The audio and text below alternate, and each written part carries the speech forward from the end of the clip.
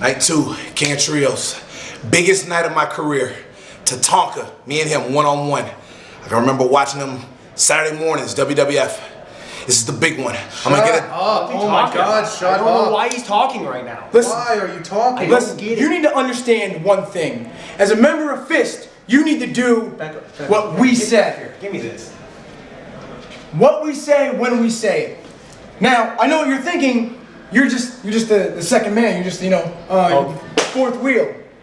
But here's how it's gonna go. Fourth wheel? You help us, we'll help you, baby. You call him baby. What do you mean by that? I don't need help. You do what we tell you to do. All the time. And then we reciprocate. Do you know what reciprocate is? It's a big word. It is a big word. I'm aware of what reciprocation is. Good. Because tonight, we have JWP. Yeah, we do. So you help us, we reciprocate when you have Tatanka. Tatanka. Indian. Come on. Yeah. Look, there's not going to be any problems in my match, and there's not going to be any problems that I need to solve in your match. So can we just squash this and move on? Why don't you let us handle that?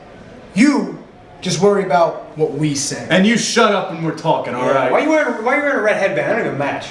I'm out of here. That didn't even match. That didn't even match. Okay, that wasn't even nice. That was just JWP. Consider it. Tatanka. Tonight. Fist. Runs wild. Like Hulk Hogan.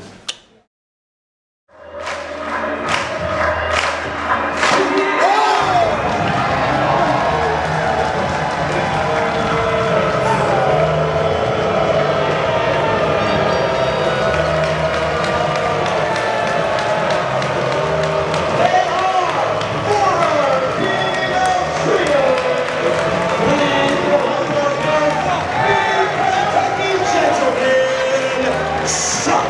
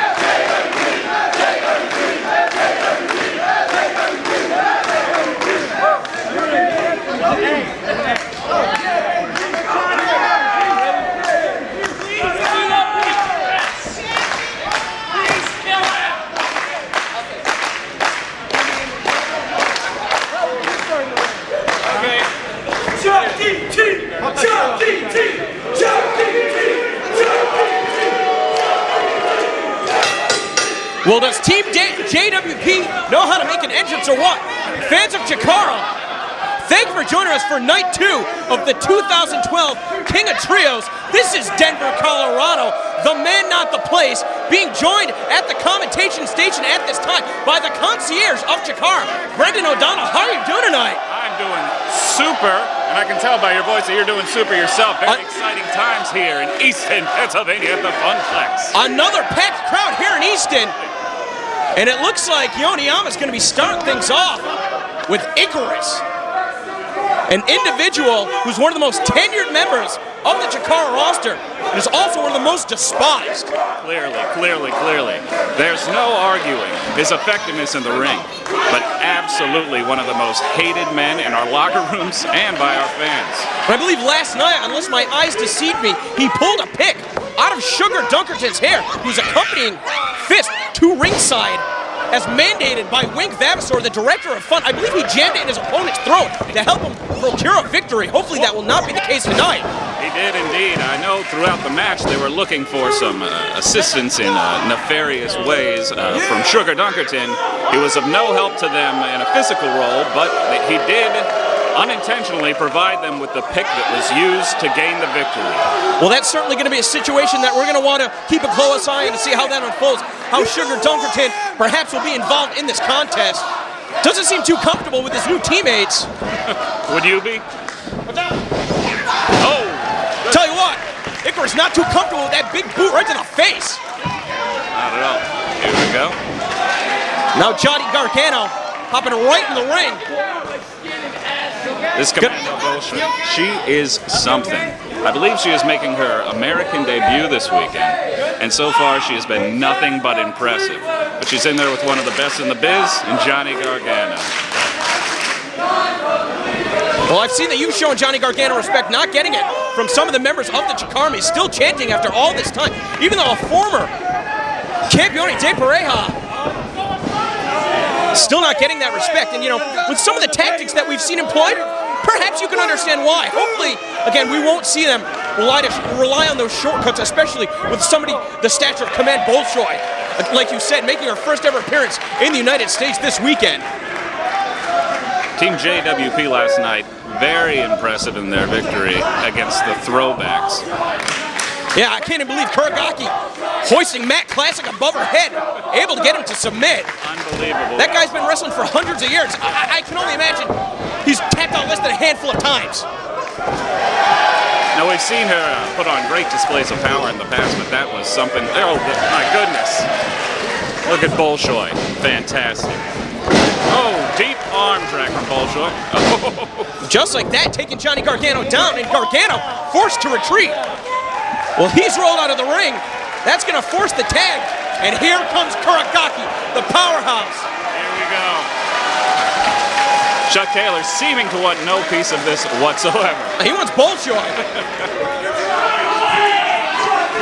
Chuck Taylor with the height advantage, but I have to question, I don't think he has a strength advantage. I don't think it's possible. I would absolutely argue that he does not. And very quickly we learned Kuragaki just powering Chucky T down to the mat. I've heard people say of Kuragaki that she is easily 10 times as strong as you think she is. And I think she's pretty strong. It's definitely a sight to behold. Chuck Taylor trying his luck once again with that collar and elbow tie-up. And this time we've got a stalemate. Not even budging Kuragaki. Oh. That time he did not have the leverage that he needed, and once again he is forced to the canvas. Looking for some advice from Johnny Gargano. I don't think Gargano's going to be able to help. Taylor has, in my estimation, would be the strongest member of Team Fist. I think that's a fair assessment. Nothing doing here. Well, Chuck Taylor switching up his game plan. That boot connecting in the midsection of Kuragaki, but the vertical suplex is reversed. And once again, the strength on display. Up. Taylor begging off. Oh, Kuragaki. See, she was goaded into that trap by Chucky Taylor. And the Kentucky gentleman not living up to that moniker. Taking advantage of his opponents early on. Double team action from Team Fist. Elbow. Forearm. clothesline. Again, Fist known for their tandem offense. We're seeing it on display right here. But you've got to think this official has got to even the odds at some point. But maybe Kuragaki's going to do it all on her own, taking on 3 opponents. Yes, she is.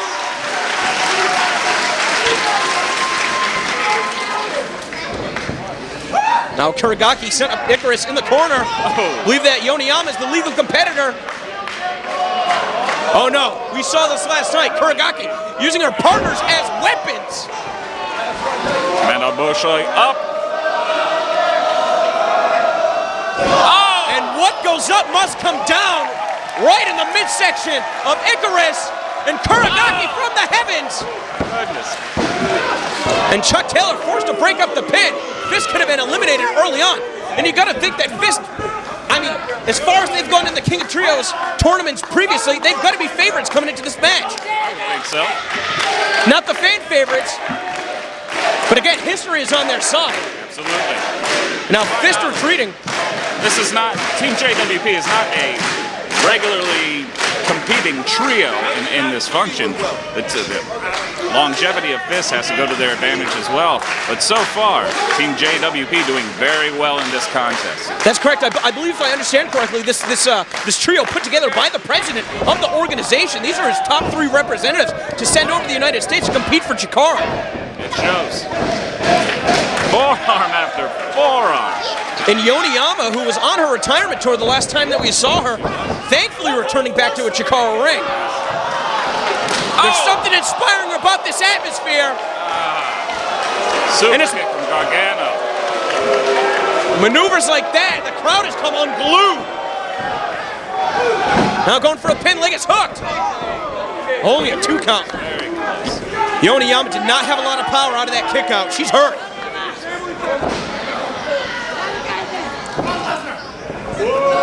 Tag to Icarus. Comes in the ring still wearing his best in the world t-shirt at this point. You know, there's a lot of wrestlers with that moniker in this day and age. Is Icarus the best wrestler in the world? I don't know. That's not up for me to decide. Does he have the worst tattoo in the world? I will make the decision. I say yes. Yes, absolutely. I would agree that it's the worst tattoo I've ever seen in my life, and I have some pretty ill-advised tattoos myself. Yeah, but all joking aside, he can still get it done in the ring. That tattoo not preventing him from being an effective adversary. Look at this, standing on Yoniyama's hair. And Sugar Dunkerton looks like he's clapping with other members of the Chikara, trying to help rally Team JWP, trying to help Yoniyama find her second win.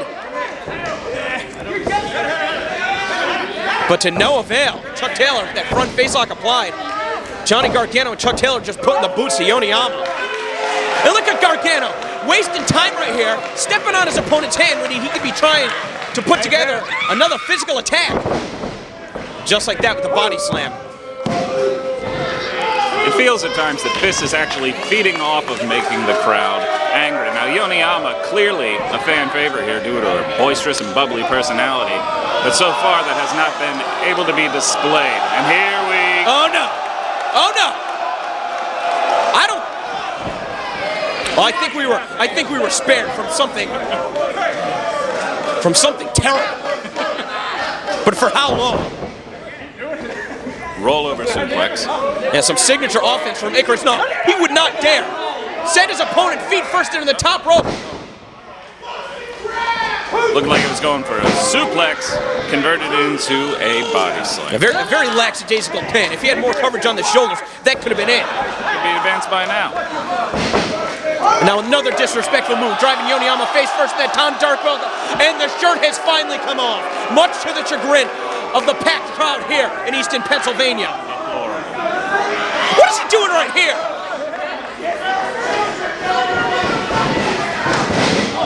But Yoniyama up and over, and nailed that German suplex, all impact, opting instead to send her opponent to the mat instead of going for that bridge. And this is her first real opportunity to get to her partners. Got to get to her corner.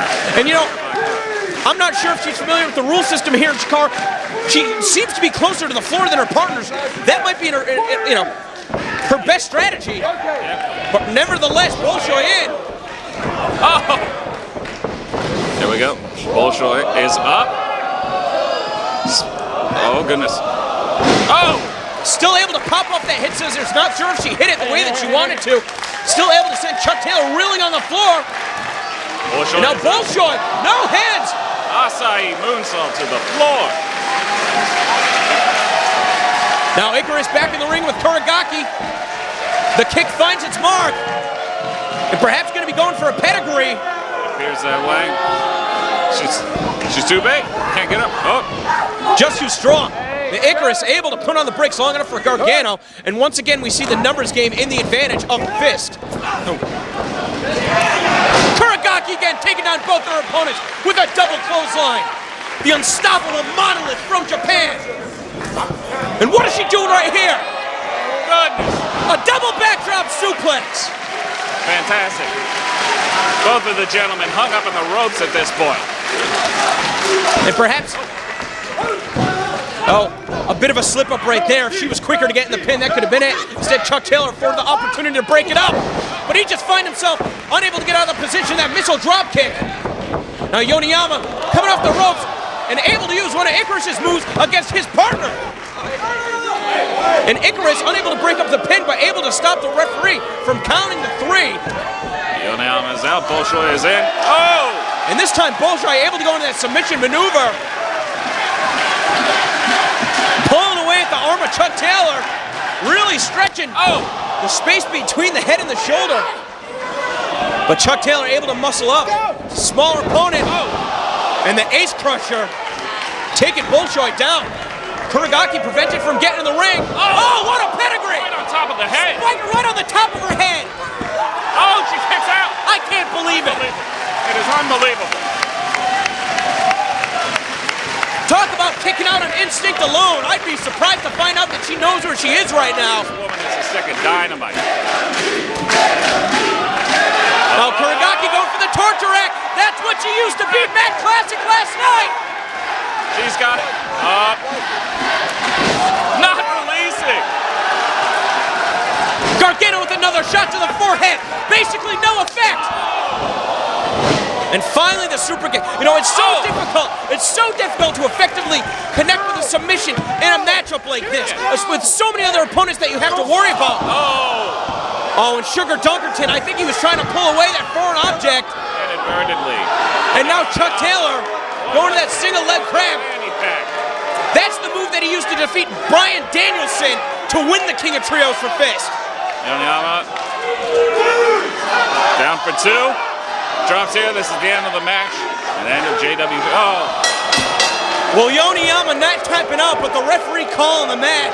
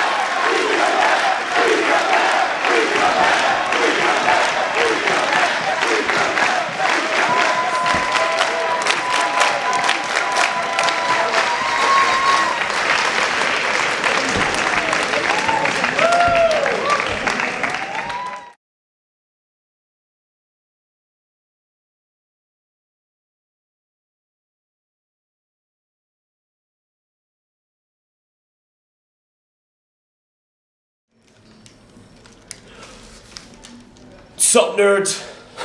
You know, ever since winning the Young Lions Cup, I've been on quite a roll. As a matter of fact, I've been on a roll before I won the Young Lions Cup, and that's why I am the Young Lions Cup champion. And all I keep hearing the fans talk about is Mr.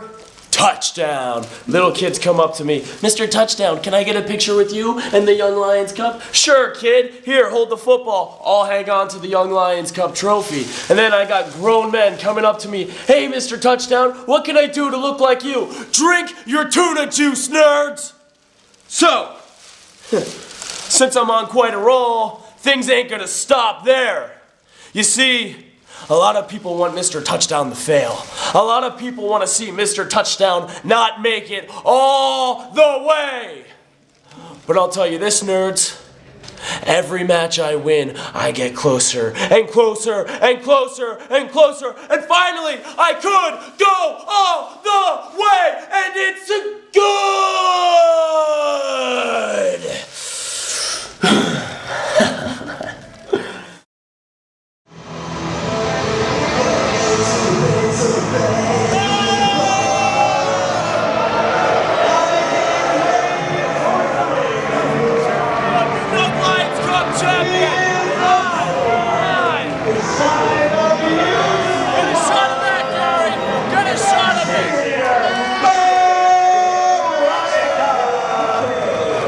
Ladies and gentlemen, he is known as the Grand Iron Crawler, the intersection of perfection. Please welcome Chikara's current Young Lions Cup champion,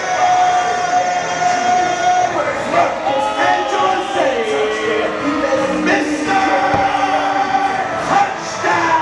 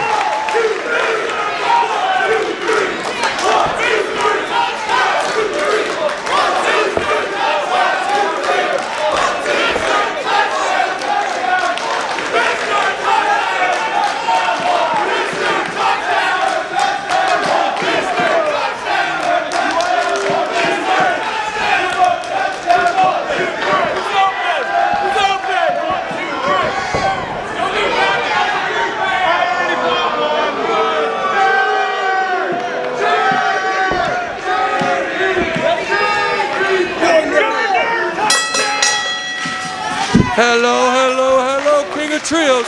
It's your good buddy, Dasher Hatfield, and I'm afraid I'm sitting next to a complete stranger, sir. My name is Dasher Hatfield, and it's nice to meet you. Well, hi, Dasher. This is Denver, Colorado, the man, not the place. Very happy to be calling the action here, night 2 of the 2012 King of Trios. Hey. It's great to meet you. Well, it's awesome to meet you, too. Well, let's turn our attention to this match, because it's going to be a good one. Now, this is your step-cousin-in-law, is that correct? Absolutely. Mr. Touchdown, Mark Angelicetti. All the talent in the world in this kid. You do not have any relation to the 1, 2, 3 kid, is that correct? Not that I know of, no. But you'd have to say, I mean, you've followed Mr. Touchdown's career. This has to be the biggest match. Oh, hands down. Hands down. Biggest match since the Young Lions Cup Championship, which he won in one of the hardest fought battles I have ever seen in all of my days. Of course, beating ACH in the final is that match available with the entire tournament on DVD at SmartMarkVideo.com. Here we go. Side headlock by my good buddy, Mr. Touchdown. Oh, top wrist the lock. Now let me ask you, Dasher, what strategy do you think that Mr. Touchdown is going to need to employ in order to get one over on the veteran? He's going to have to use his power. The kid is much faster. Karate moves, he knows them. I don't know if you just saw that, but that was pretty fancy. He's going to have to show him. He's a strong boy. He's a young lad. He's got big muscles, and he's going to have to use them. Do you think that Mr. Touchdown, a very braggadocious individual, do you think that perhaps he's nervous coming to this contest? What is that word you used? I'm sorry? The word you used. Nervous? What kind of individual he is? He's braggadocious. Oh, that's a good word. He is very braggadocious. I'm sorry, your question. Do you think he's nervous coming into this matchup? No. Touchdown doesn't get nervous. It's one thing I know about the boy. Excited? Always. Always excited. Sometimes overexcited. Right here would be a good time for him to use that power and shove off the 1, 2, 3 kid. Just, whoa! Well, the kid using the momentum off the ropes, able to take Mr. Touchdown down with a tackle. Hip toss reversal and a big hip toss. Well, Touchdown all out of sorts, but he was able to get out of the way right there. The 1, 2, 3 kid hung up on that second rope. Spelling might not be his best thing, but he's no dummy, the kid. He knows 1, 2, 3 kid coming charging, get out of the way. And just like that, the momentum of this contest has shifted in the favor of Mr. Touchdown, the Young Lion Cups, the Young Lion Cups champion. Young Lion Cup champion 10. Touchdown smart, he's gonna wear him down. He's gonna slow him down, grind him, pound him, keep him on the mat. 1, 2, 3 kid gets flying in the air. It could be trouble for my buddy Touchdown. Well, exactly, just like you said, 1, 2, 3 kid is definitely gonna be the quicker of the two competitors. So as long as Mr. Touchdown can keep him grounded, he's not gonna be able to build that momentum. But to kid's credit, trying to fight back up to his feet out of this front facelock, Mr. Touchdown realizing that, changing up his strategy. There's the fight in the 1, 2, 3 kid. He's gonna fight, there's no giving up in him, and Touchdown knows that. Oh! He just took his head off, Denver, Colorado. Took it clean off. Touchdown's rattled here. I wish he would have landed right on Veronica. You're not a fan? Not at all. Not at all. Bad attitude, terrible smell. Whoa!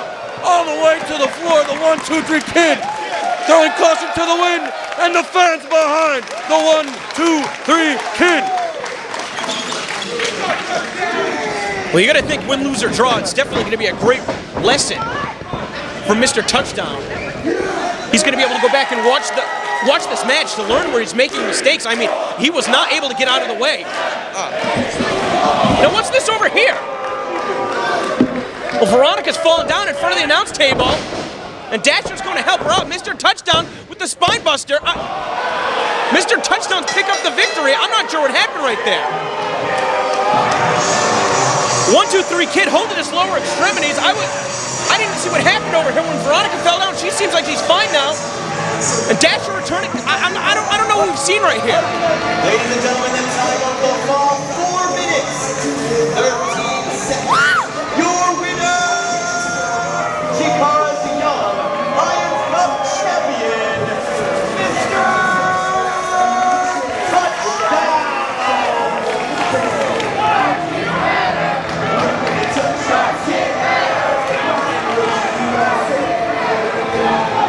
My cup! My cup, Dasher!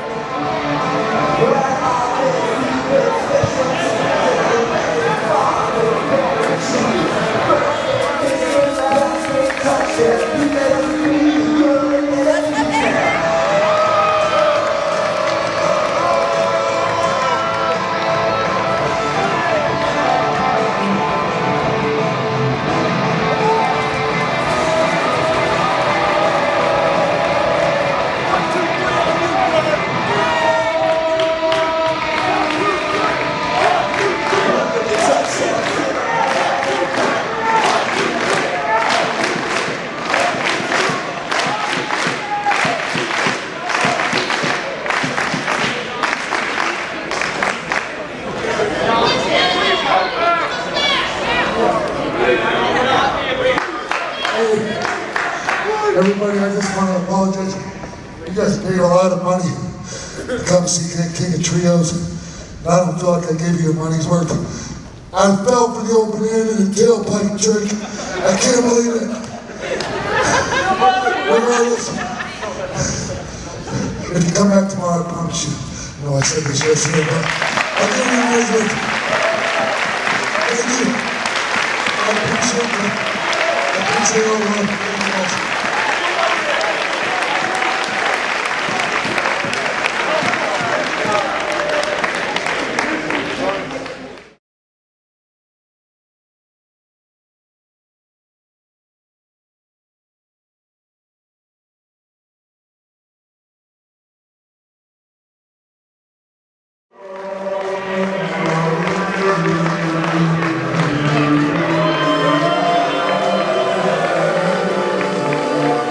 They are accompanied to the ring by the serpent spirit of fear.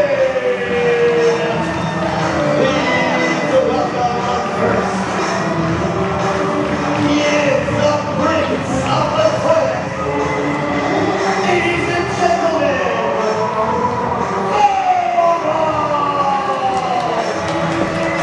and partners are the demonic duo of Marion and Kodama. Eastern PA with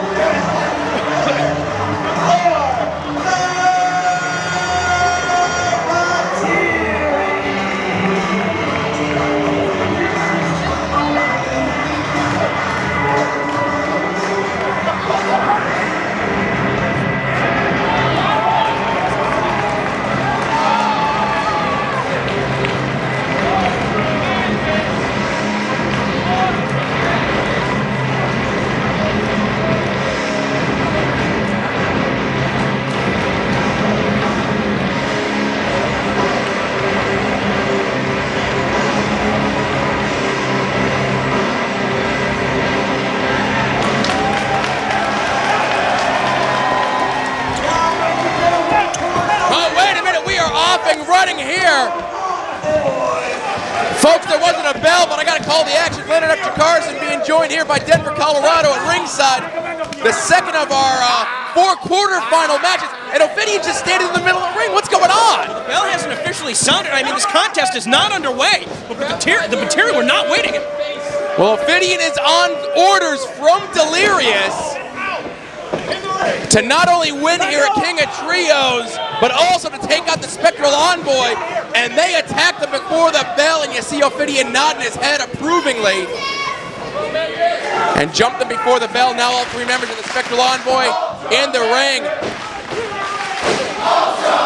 And the referee, it looks like he's going to be waiting. I thought he was going to be waiting until we had one competitor. There you go. Each team in the ring, but instead we've still got all 6 guys fighting it out. You know, I always envy these referees having to keep order in contests like this when you got 6 competitors, even when they're just competing for the King of Trios. But when you got 6 guys like this that hate each other's guts, I would not want to be in the ring and in these guys' way. Nice tandem offense here out of the Spectral Envoy. Yeah, but just like that, Frightmare turning his back to Kodama, I believe. Certainly that is Kodama. He is the shorter of the 2 face-painted Batiri members. Frightmare now turning the tide, using his quickness to just drive his knee right into the face of Kodama.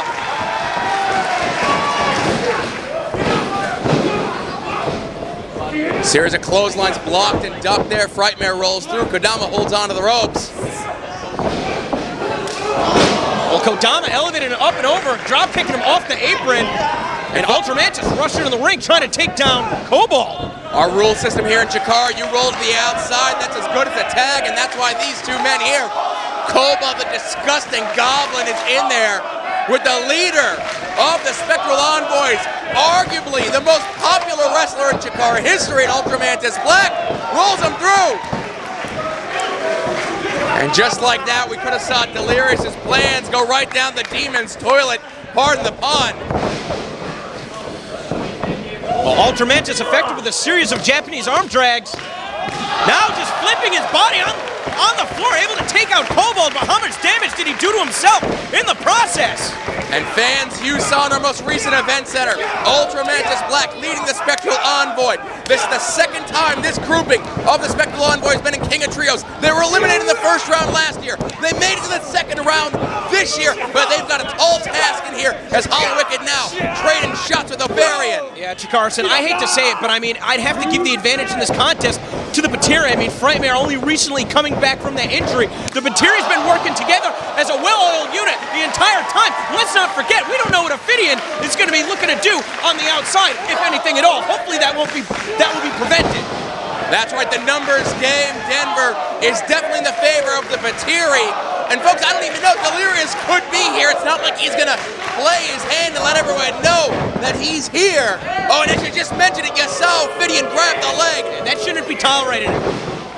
Unfortunately, again, behind the official's back, I mean, you hate to see a disqualification in any of this contest with so much on the line. Obviously, you know, we want to give the fans their money's worth, so I guess there is going to be a little bit of leeway as far as the officiating goes, but you're going to wonder, I mean, sometimes in matches like this, and you see leeway is one thing, but he's just biting him right in the midsection there. You're going to wonder with matches like this why there isn't more than one official assigned to the contest. You know, you got to take that up with Wink Vavasaur. I'm a newcomer here. I don't want to rock the boat. I'm an old comer here, and I don't rock the boat. And now, just like that, grinding Hollow Wicked's face on that top rope. And this sound strategy here by the Batiri, picking one member of the Spectral Envoy, in this instance, Hollow Wicked, keeping them in their corner, frequent tags in and out. And unfortunately, nice snap suplex there. You know, with each shortcut that the Batiri takes too, you have to wonder the intimidation factor to the official. If the official was to disqualify, what would happen to that? They know no limits. What would happen to him? Dan Yost is a good man, a very smart man, but he's got less than 20 matches that he's reffed in his short career in Chikara, and I know that the Batiri and Ophidian know that, and they're going to use that to their advantage. And I mean, again, right in front of them, all three members of the Batiri attacking Hollow Wicked once again. Listen, he's in the ring, and I can only imagine how much he's intimidated by the Batiri. I'm here at the commentation station, away from these guys, and I don't like to get this close to them. Well, Obarian slowing things down here, perhaps planning his next course of action. And you hear this near sold-out crowd capacity. I'm not going to say hanging from the rafters because they're pretty high up, getting behind Hollow Wicked, but no. Obarian grabs Hollow Wicked by the stem on the top of his head there. Oh, just choking him, come on! And Mantis has had enough. And again, we're right back to square one. All right, there's a lot of bad blood between these 6-7 individuals, if you count Ophidian as well. And taking the opportunity as Frightmare and Hollow Wicked try to regroup, pulling Hollow Wicked back into their corner. And Obarian again. You know, we've seen the Batiri just bite their opponent, specifically Hollow Wicked, and you see Hollow Wicked desperately trying to get out of the ring. As I mentioned before, that's as good as that tag. And Ophidian just has a front face lock on him. Something needs to be done. I'm not going to do anything, I can't. Again, just Kodama putting the boots to him. Again, Ultra Mantis, I mean, he's going to let cooler heads prevail because every time he rushes in the ring, that's just another opportunity for the Batiri to capitalize. And you see Hollow Wicked gets close to making a tag, but there's no one there in his corner. Couldn't escape to the floor, can't get the tag. He's going to have to fight this one out. The Batiri have been very vocal in their wretched social media attempts to let everyone know they intend to leave Easton this weekend as the 2012 King of Trios. And so far, I'd be hard-pressed to disagree with that statement. They are working so well together. This is a bit of a unique opportunity right here. I mean, Obarian was sent to the outside, but instead of falling to the floor, catching himself on the ramp, and as a result, Kodama was able to go back in the ring. I mean, the Batiri are on point right here. They had a sound strategy coming to this match, and so far they've been successful in executing it. It's still very frustrating to see, especially when you get athletes this talented. You know, it's always disappointing to see them taking shortcuts. But like you said, it's become so very personal. You know, we just saw it in the last match. Mark Angelicetti, still in the words out of his own mouth, fell for the banana in the tailpipe deal, did the 1-2-3 kid.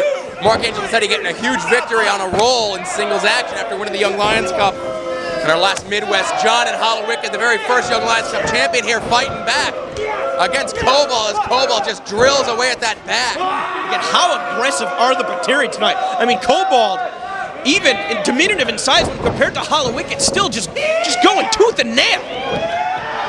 Not just that flying elbow drop. One thing the Bateri possess is the inability to express fear. They fear nothing, they fear no man. And again, you gotta think it's with Ophidian on the outside, Delirious lurking in the wings, I'm sure somewhere, gives them that little bit more confidence not to be afraid of the Spectral Envoy. Many people come into Chikara, look across the ring at the Spectral Envoy, and they get a little quake in their boots. Not the Bateri, I'll give you that. Well, this is starting to get tough to watch here.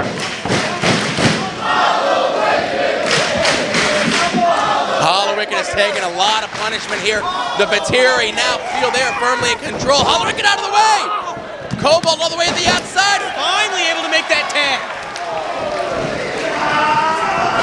And here comes Ultra Mantis Black, the leader of the Spectral Envoy. Big double chop to the chest of Kodama. Sends him across the ring. Asking for Oberian to come in big. Hip toss. Now Ultra Mantis with the monkey flip, sending the Bateri colliding into one another. A Gen 1 superstar is Hollowick, apologies. Ultra Mantis Black using the Bateri against each other, tripping them, tossing them. He was on the very first show. Cover. Oh, he's too close to the ropes. Again, the official not doing anything about Cobalt, illegally interjecting himself. The backdrop driver. Well, there you see Kodama broke the plane underneath that bottom rope. Cobalt now the legal man in this contest, as did Mantis. Now Frightmare, the legal competitor for the Spectral Envoy team. And Chikara, correct me if I'm wrong, but Frightmare had a history with both, with all members of the Bateri before he went out with that knee injury. Certainly had some great defense of that Young Lions Cup against all members of the Bateri, but nonetheless, they are just decimating Frightmare right now. Spinning suplex.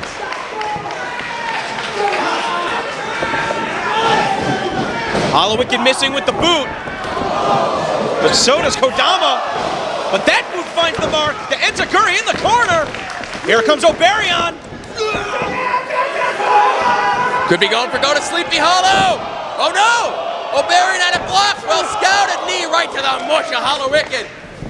Now the strength on display. Oh no! That knee right to the back of the head. He's gonna be out. I don't know about this strategy. You're looking for Frightmare to come in. I would have kept Hollowick in there. He took so much punishment earlier in this contest. They want to dismantle all members of the Spectral Envoy. They want it to be eviscerated after this matchup. Catch. Northern Lights right under the knee of Ultra Mantis. Cover. Bad landing. Cobalt in there at the nick of time, keeping his partners alive in this contest. And yeah, Denver, I think you're right because it... Oh, and there you go, Mantis just sends Ophidian flying. That big right hand on the outside, but in the ring, you see Kodama and Cobalt have Frightmare right where they want them. Thank you. Perhaps taking too much time to direct traffic.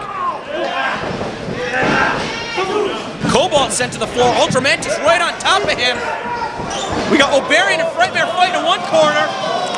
Oh, Mantis just sends Cobalt into the front row. Oh, Hollowick, he took a nasty spill.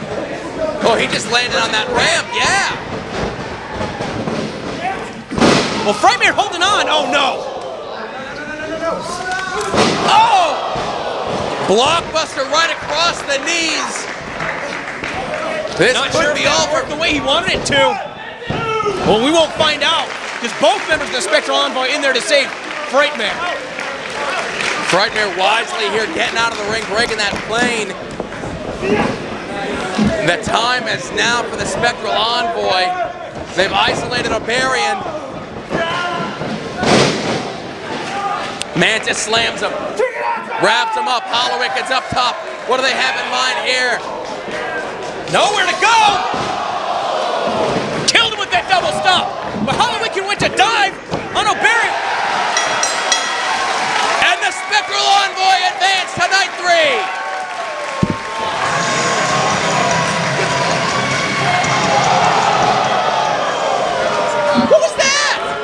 Ophidian just spit in the face of Ultramantis.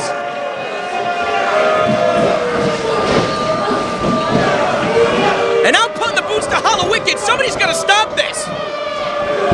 The match is over. What is going on here? Talk about sore losers. It's over.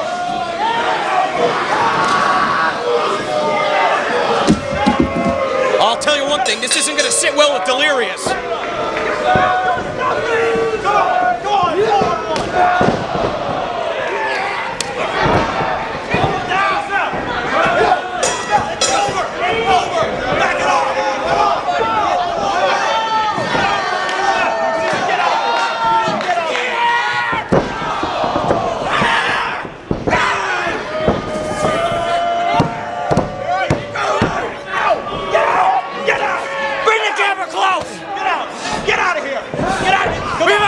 King of Trios 2012. Lost. But we will not let them become King of Trios.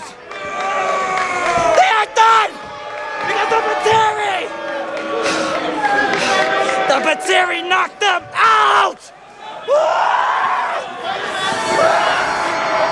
I need help back here. Can you walk?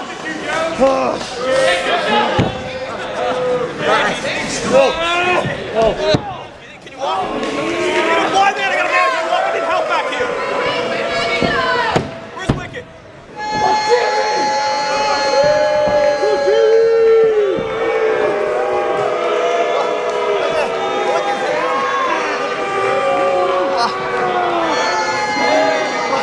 What happened?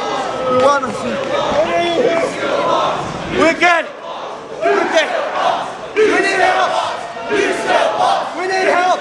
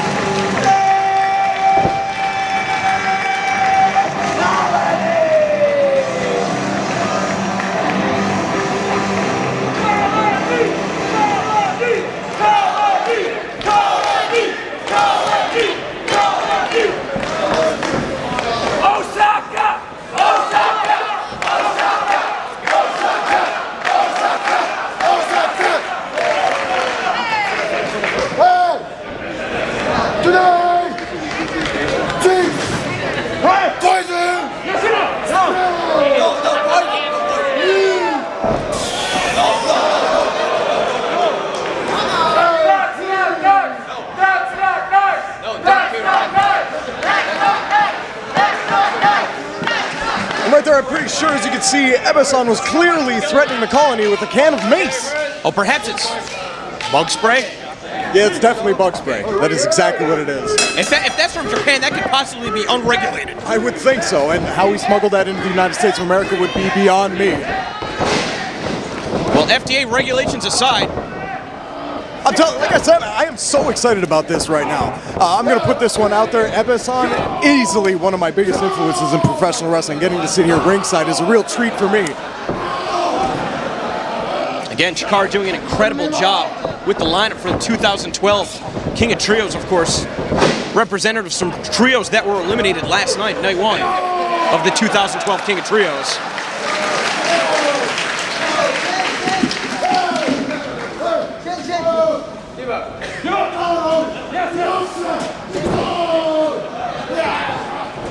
Oh, see, that's the thing with Greenan here. Greenan, over the past few years, he's definitely developed into one of the best technical wrestlers here on the Chikara roster. Well, Ebeson, let's see if he finally has a counter.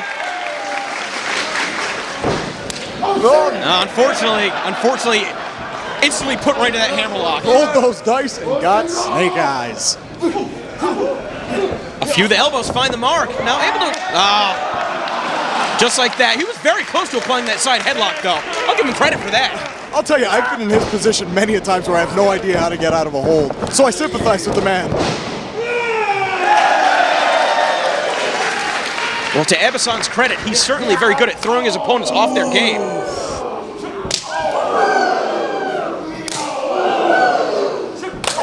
And he's not a slouch in the striking department either. Definitely not. See, a lot of people will definitely take Ebeson lightly because of his comedic stature, and he's whoa. Both competitors unable to effectively use the momentum off the ropes, instead collapsing in the center of the ring. That's because they keep getting hit with those massive mitts of each other. I understand it. Well, you've got to think whoever's going to be able to get to their feet first is going to have a definitive advantage. Oh. Neither man have an advantage here, I don't Both think. of these guys are spent. They're going to have to tag out. Here we go. The hot property is stepping in here with Osaka's Aikido. Test of strength. Interesting tactics here. Well, Taki Okita, just like that, able to lure Fire Ant into a trap. I love that tactic. It's a good tactic. I love it. Pretty effective. Hey, sometimes you just gotta cheat. A nasty mid-ring collision.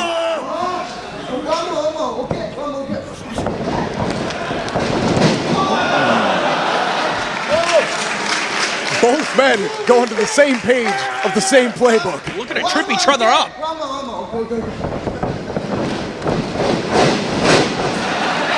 It's like a game of rock, paper, scissors. Usually they say wrestling is a game of chess.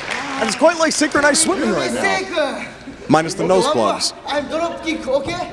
Okay. Well, unfortunately, telegraphing that drop kick. No water in the pool. And Fire Ant, with one of his own, popping right back up to his feet. Oh, they're leaving it over here. Please don't hit me. And the colony looks great. They're going to dive out of the ring here on top of him, but I don't think it's the right opportunity to do that. Now, whoever wins this contest is going to be getting a point towards contention for the Campeones de Parejas. I'm sure that is a position that you would like to find yourself back in once again. I would definitely love to. See, we're almost there on our way back to the promised land, but once again, the Bravado brothers had to stick their nose in. But I digress. That's a story for another time. But it just goes to say that 1 point here, every single tag team match here in Chikara is very, very important. Oh, here we go. Ebeson and Taki Okita trying to egg them out.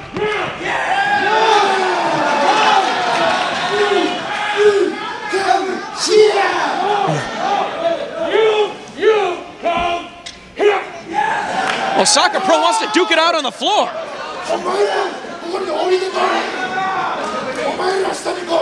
Now this could go on forever. Someone has to decide to go out. There we go. Well, much to the referee's chagrin. Oof! Oof! Did you hear that? Green Ant's skull smacking off of that ring post.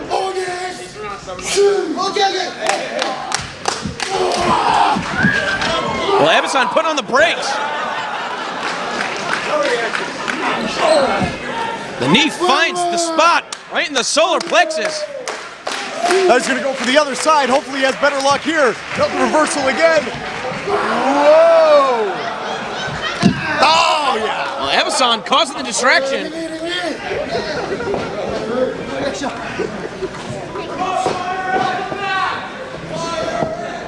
Finally, the action gets back into the ring here. It's so difficult to prepare for the tactics of Ebison and Takayukido. Such unorthodox competitors. And especially when you're going up against a team who's such a well-oiled unit like the Colony, any members of this trio that you put together work fantastically as a team. So you definitely have to be on your A game every time you step in the ring with them. I say that's a fair assessment.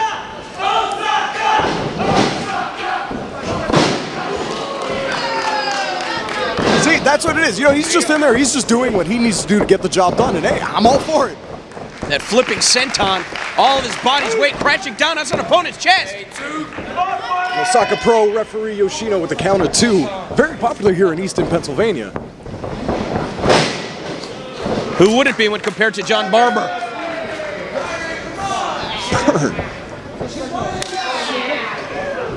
We'll go back into the strikes here. See, with these things, these hit you directly on the chest, and what it does is it pushes the air out of your lungs. So if you go for an offensive tactic afterwards, you're really hanging on to the air there. Certainly appreciating that insight. Oh, yes! Fire it, fell for it once again.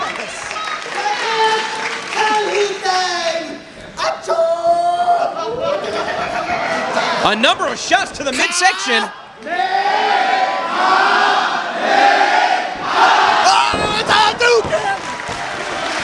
I see that Street Fighter! He's gonna beat! Works for Ryu.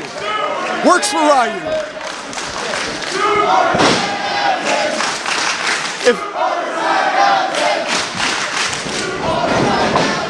If somebody ends up pulling out that crazy E-Honda hand movement, I'm leaving. Fire Ant looking for that separation, send his opponent to the center of the ring. The high-flying acumen. Enough for Fire Ant to tag out to Green Ant.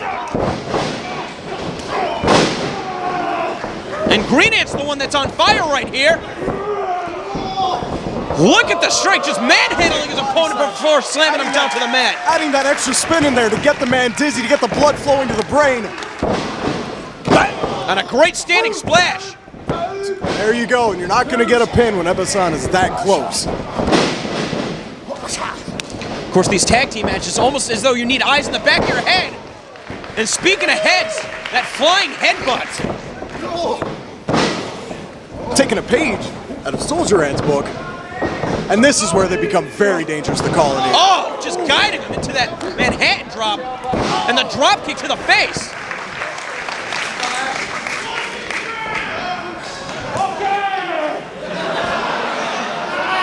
Well, it doesn't look like Green Ant is taking a request right here. That's on a Boston Crab. A maneuver that your tag team partner is certainly popularized here in Chikara. Absolutely, he is the master of the Boston Crab. Learned it from Montreal native Rick Martel, who is also master of the Boston Crab.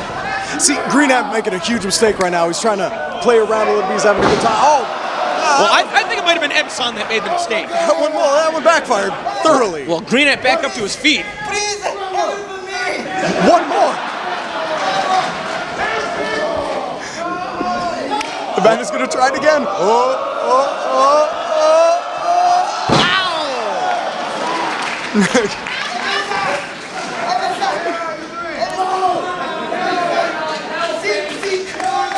He's sick in the head. He's clearly not helping.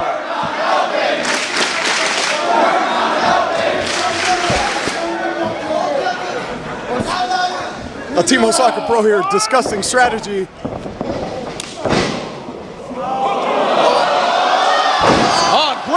combination from Green Ant. And opting to release the hold in favor of some tandem offense. A meeting of the minds of everybody right there.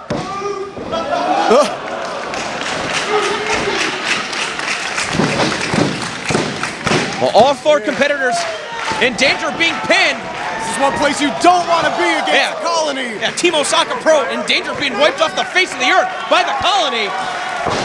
Here we go, Fire Ant looking to go up into the lights. This guy's fearless. Oh! Right down into the third row here in Easton, Pennsylvania. King of Trios, Night 2. Doesn't get much better than that. An unbelievable stunt from the hot property. And Green Ant's back up to his feet. Patrons here of the Palmer Recreation Center loving what is going on right now and can't blame them one single bit. Again, so many top competitors from around the world gathering in one spot. Really nothing in the world like King of Trios. Absolutely not. It brings the world of professional wrestling, brings the eyes of professional wrestling here on our lovely little company of Chikara. Oof. Well, neither able to gain the advantage, looking for that vertical suplex. There it is. Green Ant back in the ring with Fire Ant. All 4 feet to the chest of Avison. But Green Ant's got Takeo Kita hooked. Just marching around the ring and dumping him on his back.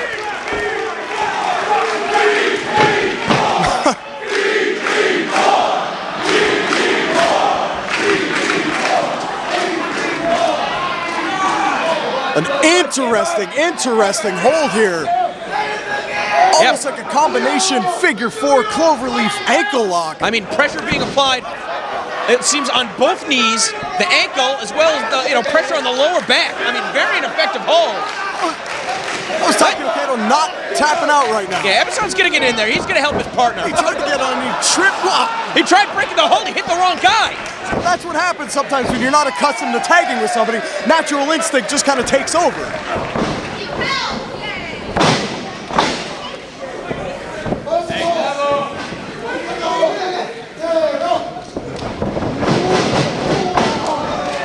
Well, the Colony avoiding contact. Team Osaka Pro crashing into one another. Not very effective. See, and like I said, that just goes to show the difference of people who are accustomed to teaming together. You see the Colony being whipped together knew that one would go up, one would go down. And that's just something you communicate between each other. It just happens. The complexities of tag team wrestling on display. Oh, there do-si-do. Oh, head scissors! Head scissors! And Green Ant going down to the knees. Look at the string of offense being put together by Green Ant. He's on a rally right now. The big top rope splash. Oh, the threat of being sprayed with the ant spray. Son got in there with the... Oh, there it is. There it is. Into the eyes.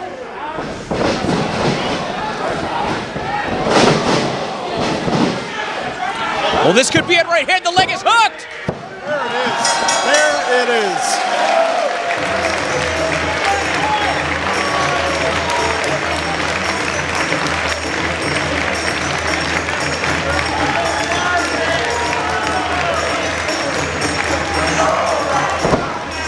The time of the fall, 13 minutes, 33 seconds. Your winner, the team of Avison.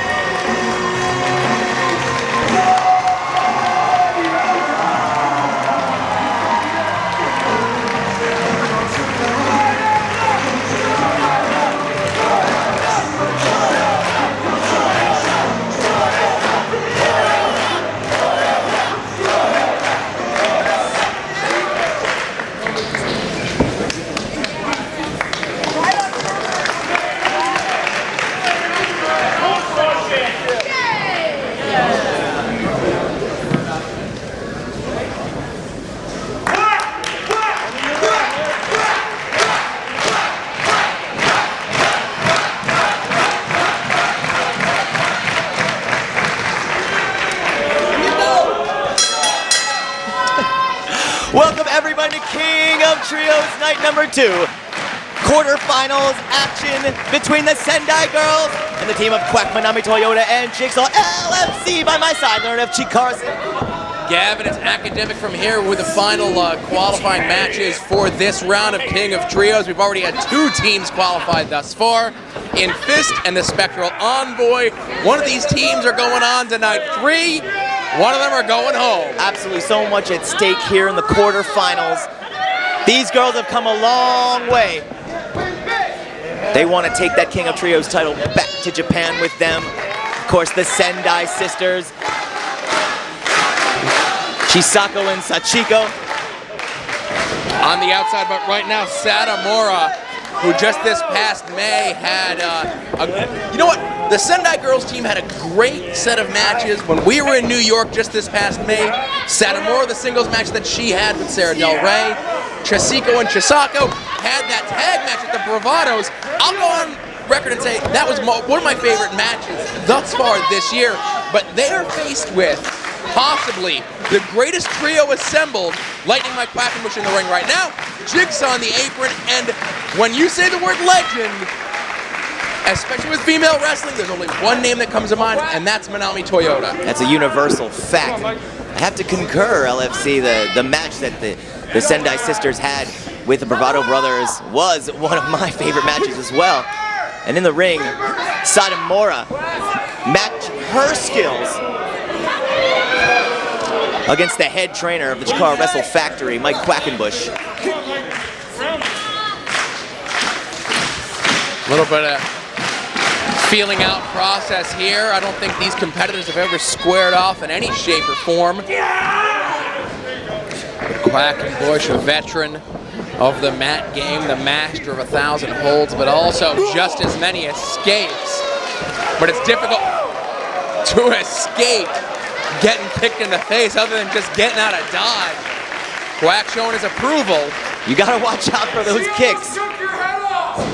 Satomura did almost take his head off. Satomura, a very skilled athlete in professional wrestling, but she is in there, as mentioned, with one of the best in Lightning Mike Quackenbush. You see her doing her best to keep her shoulders off the canvas,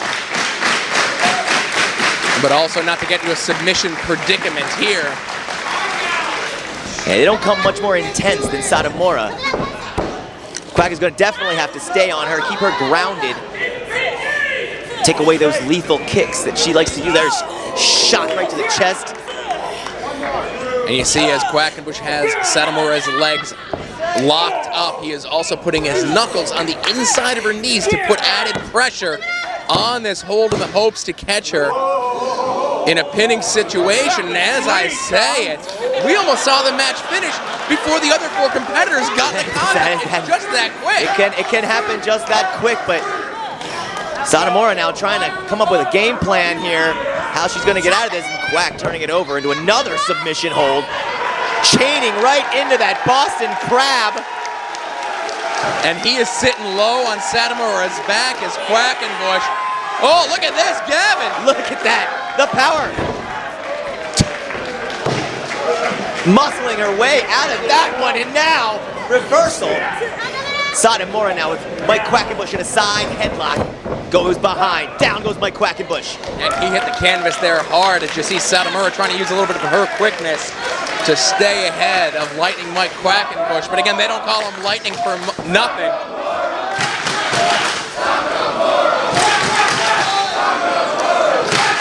They're in the ropes here, they're gonna have to break, clean break.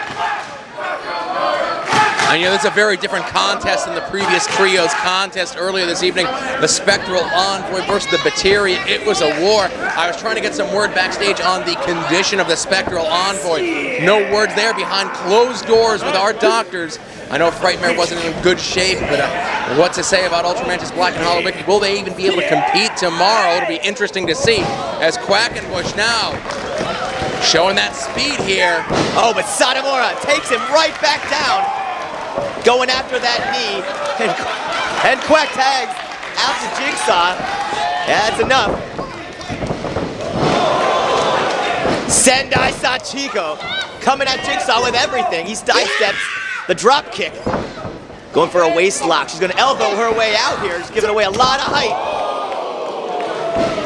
Jigsaw, another Gen 1 original.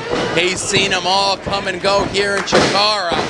I'm sure he's just looking at the Sendai girls, specifically Sachiko here, as just someone in the way to him becoming the king of trios. Yet again, he, Lightning McQuackenbush, and Shane Storm were the first ever king of trios. They want to, once again, get that glory. As now, Toyota off the top rope. She catches the sisters with a pair of boots. And now the Sendai girls outside the ring. Manami Toyota, they call her the Flying Angel from Japan, off the top rope, all the way down. and she just wiped out all 3 members of Team Sendai Girls, Manami Toyota. She came all the way down, and now Lightning McQuackenbush going into that high-risk territory. We don't see this a lot. All the way down into the front row, pulling out all the stops. Mike Quackenbush, he knows just how important it is.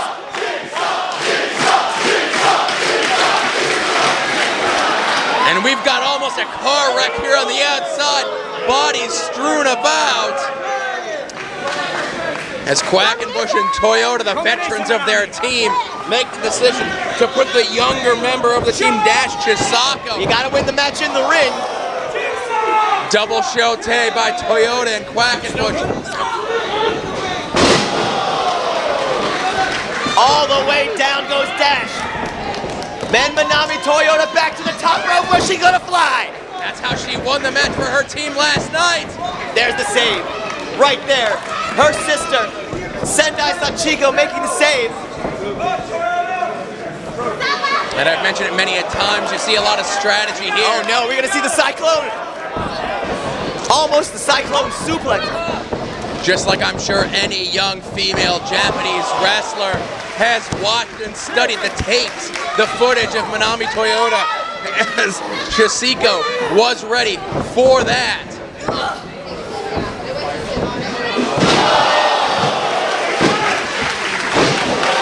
So close to that German suplex. I don't know how Chisako was able to kick out of that one. These girls are tough. They've shown their resiliency in the past. They are in there with a trio of veterans.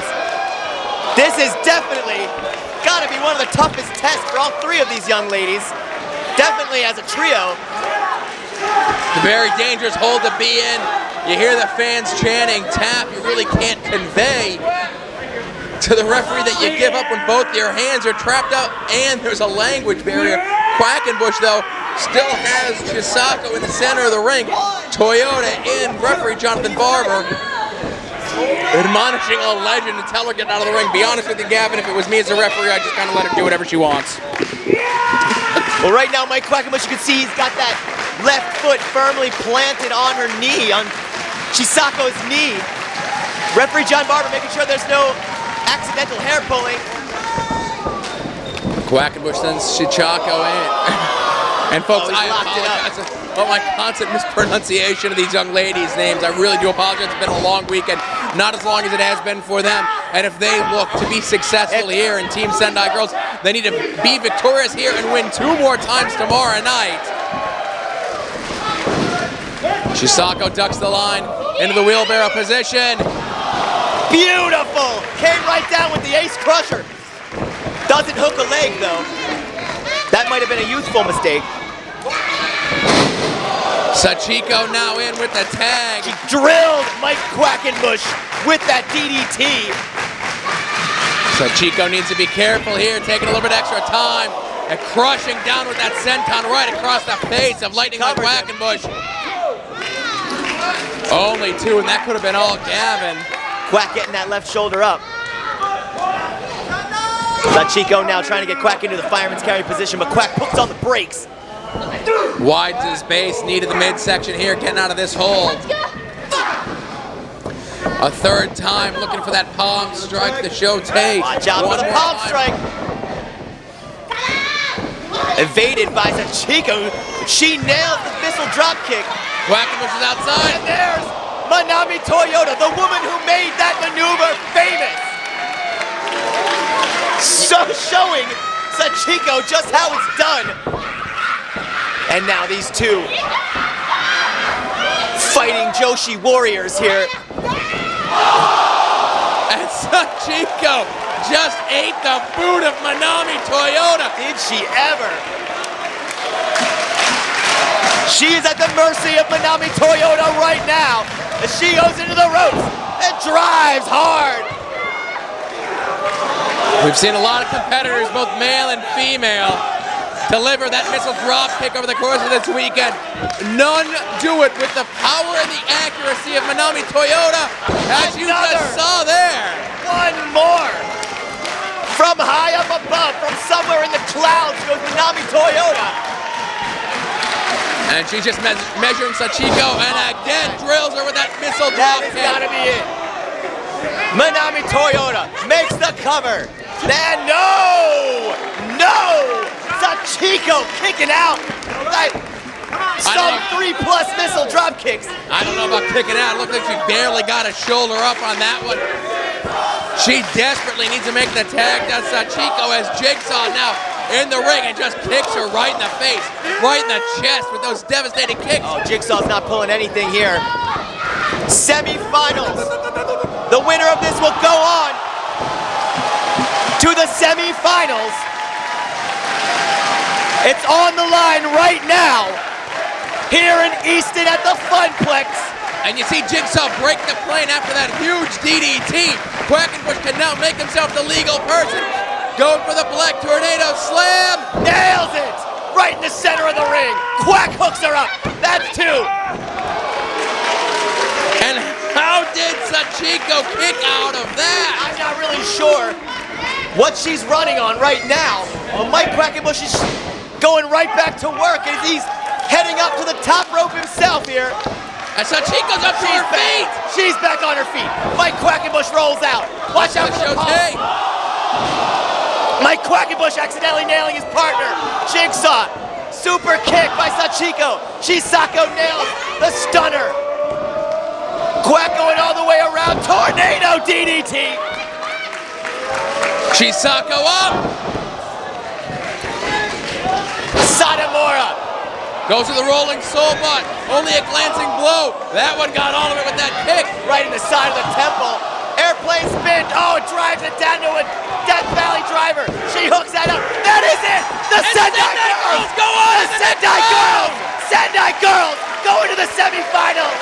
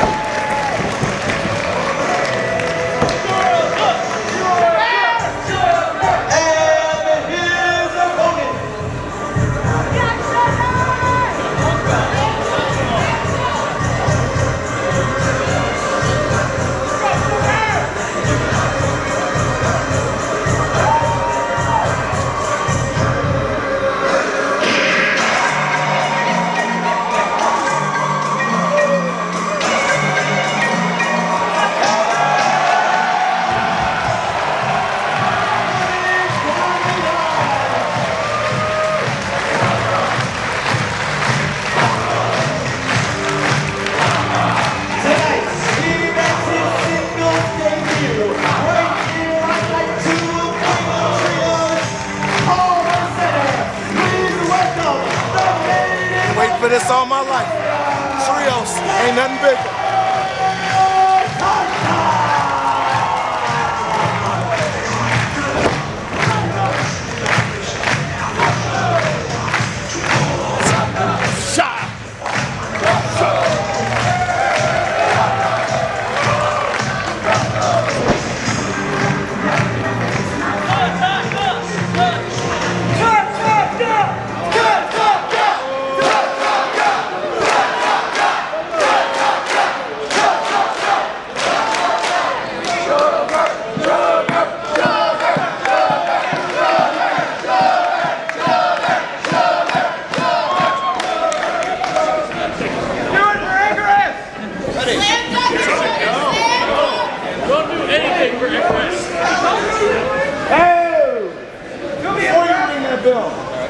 Respect the architects. Yeah.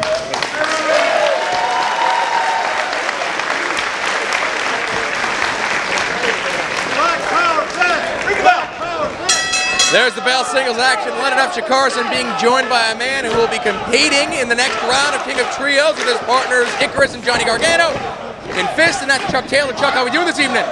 I'd be doing a lot better if I didn't have to watch a Sugar Dunkerton match, I tell you that much. Well, again, you may not like this match, but this is a match that can only happen in Chikara. If you told me 2 days ago that I'd be seeing Sugar Dunkerton taking on the Native American superstar, Tatanka, I would have called you a crazy person. We're still crazy people. Why is this happening? But I tell you, Tatanka can still go. We saw punch him, Sugar, punch him.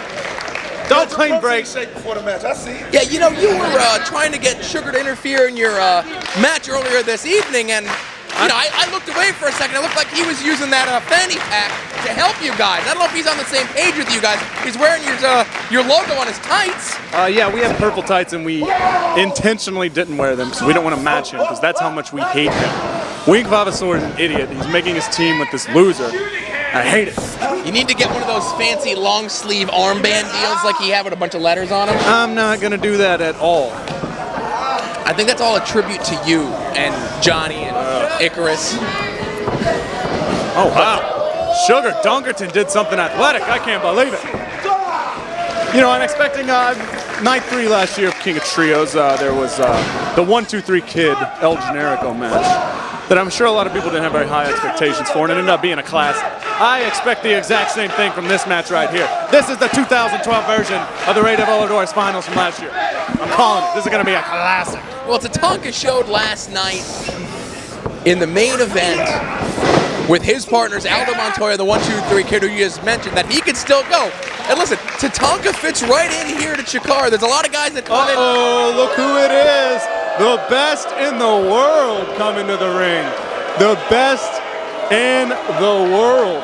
You know, I think they only made one of those shirts. The ones they're selling over at the merchandise table say something different on them. It says worst in the world. What? Where? At the merch table? Yeah. $21. I don't believe it. Icarus! Well, you know, I guess it's nice to see your fellow Fist compatriots showing some solidarity with Sugar. Look how handsome they both are. Hey! No, you stay right there. And you see Sugar Dunkerton telling Icarus and Johnny Gargano to leave. He doesn't need their help. Sugar's a very honorable competitor here in the Chikara ring. It's just like Tatanka has proven over the course of his career.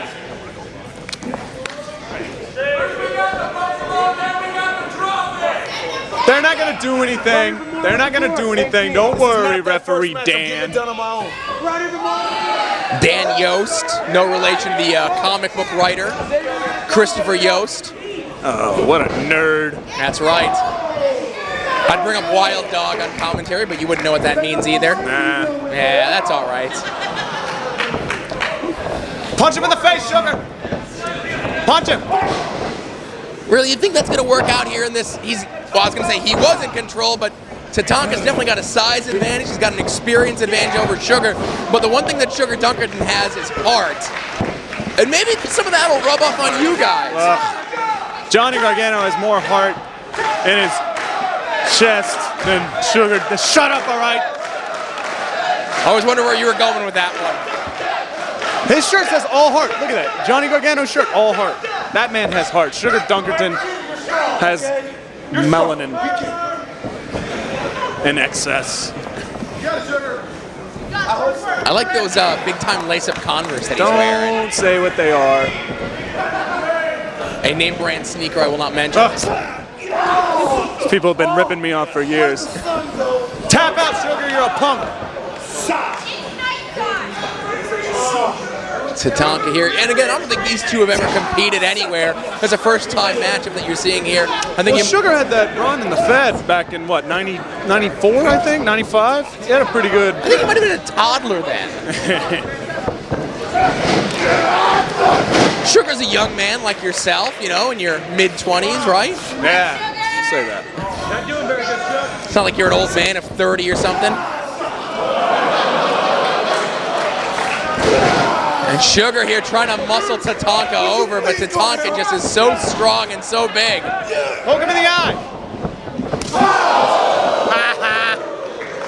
Give up, Sugar.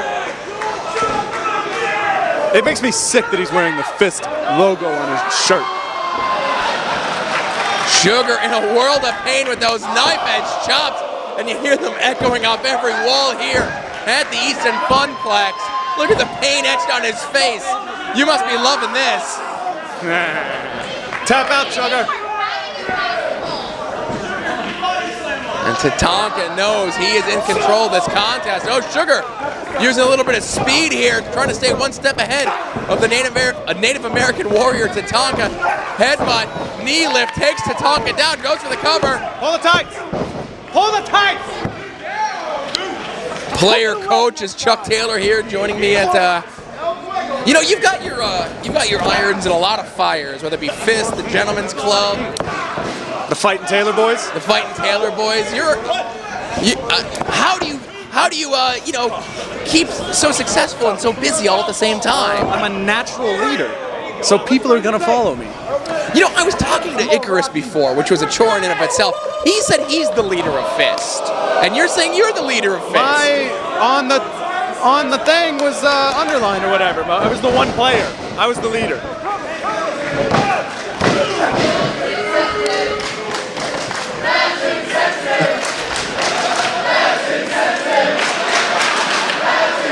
Oh, it looks like maybe you guys are rubbing off on Sugar Dunkerton a little bit there. Yeah. He's a dirty racist. We don't take kindly to racists around here.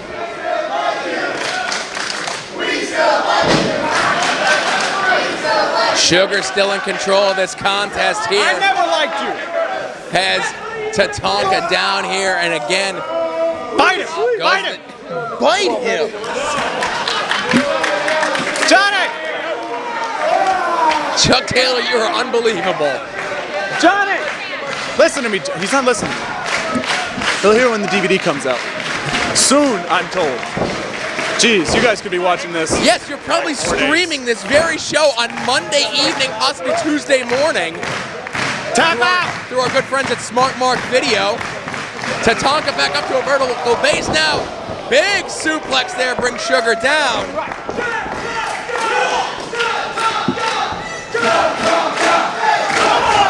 And Give up, Sugar!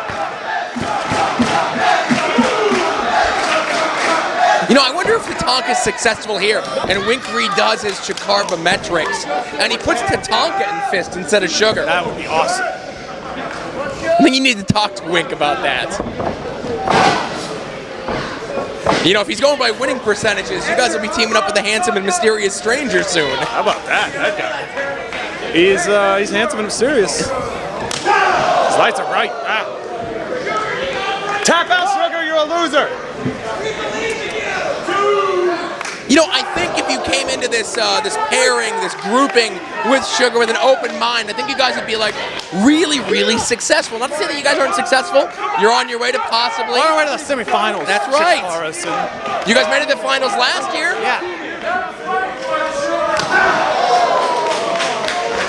And Tatanka just lacing into Sugar with those chops.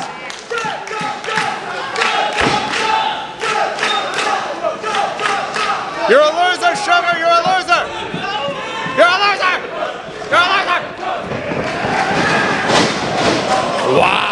the way Sugar bounced out of the corner with authority from that Irish whip by Tatanka.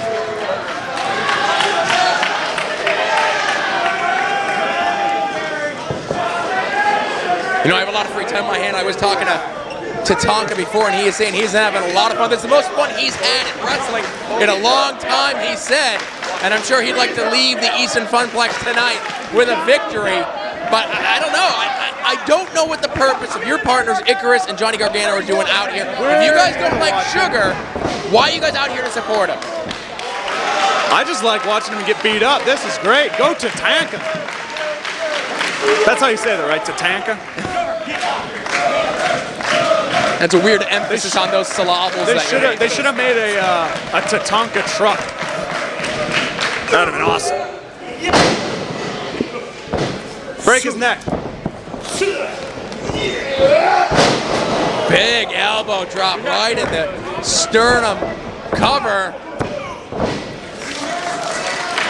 And you saw Tatanka didn't hook the leg, but he did grab the left arm of Sugar Dunkerton, put all of his weight across the right arm and chest of Sugar, making it that much more difficult for him to kick out, but he still did. Give it up, Sugar, I hate you. Come on, Sugar!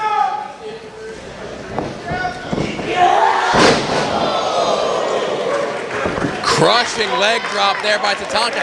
And far be it from me to question the tactics of a veteran like Tatanka, but he has taken his time, not going for the cover here on Sugar Dunkerton. Oh, he's getting his stuff in tonight. This is the Tatanka show. I hope he breaks Sugar Dunkerton's neck and his face. That's horrible.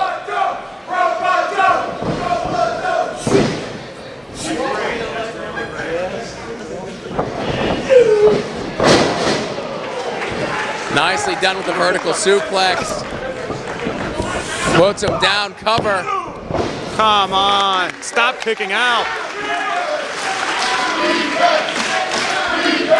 And these fans here at the Easton Funplex starting to get behind Sugar Dunkerton. Maybe a little frustration starting to set in on Tatanka. Got to be wondering what I got to do to put this kid away, send him packing so I can go home, enjoy my victory. Sugar swinging wildly there. Tap out, Sugar, I hate you.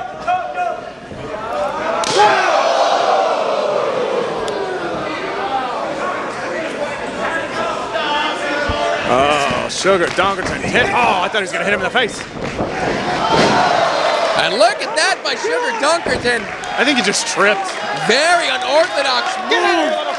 Dropped to his stomach, rolled through, knocked Tatanka down. I agree, Sugar Dunkerton's very offensive. Sometimes they're too easy, Chuck. Straps come down. Let him back up. Sugar connects with a right hand. There you go, close fist, good job. There you go. Not letting Tatanka get to his feet, head of steam here. Big drop kick, scores, cover, hooks the leg. Kick out. Whoa. So, you want Sugar to lose, but you don't want Tatanka to win. I just want them both to get counted out. That's what I want to say. I want to see a count out. Time limit draw, maybe? Yeah, let's see this thing go Broadway. You know, Gavin didn't announce a time at the beginning of this contest. I wonder what the time limit is. All night. It's already, what, 10 o'clock? Sugar's had a lot taken out of him. Tatanka getting to his feet. Sugar needs to capitalize. I'm not going to make a joke about what a feather in the cap it would be if Sugar defeated Tatanka here. Oh, no.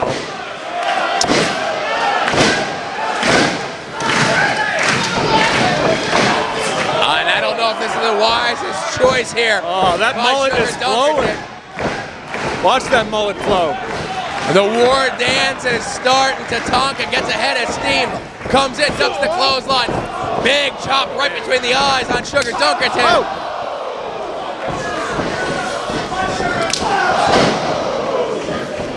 Give up, Sugar!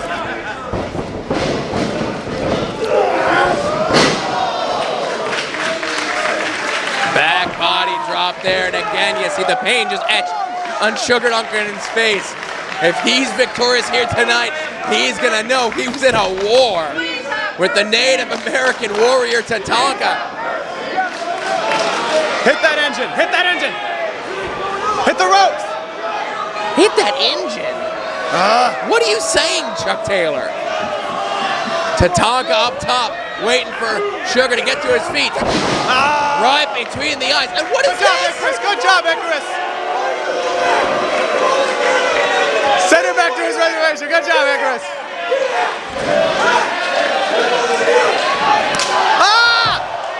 What's the big idea? What are you doing? What's the big idea? Wait a minute. Chuck Taylor just left the commentation station. And Tatanka has his hands full here with all 4 members of Fist. And Chuck Taylor now holding. Folks, we saw earlier tonight what Sugar, it's Sugar not. Sugar not accepting the help of his compatriots and Fist. Samoan drop there by Tatanka. His calling card hooks the leg. And that is all. But the bigger story is here. Sugar not accepting the help of his compatriots and Fist.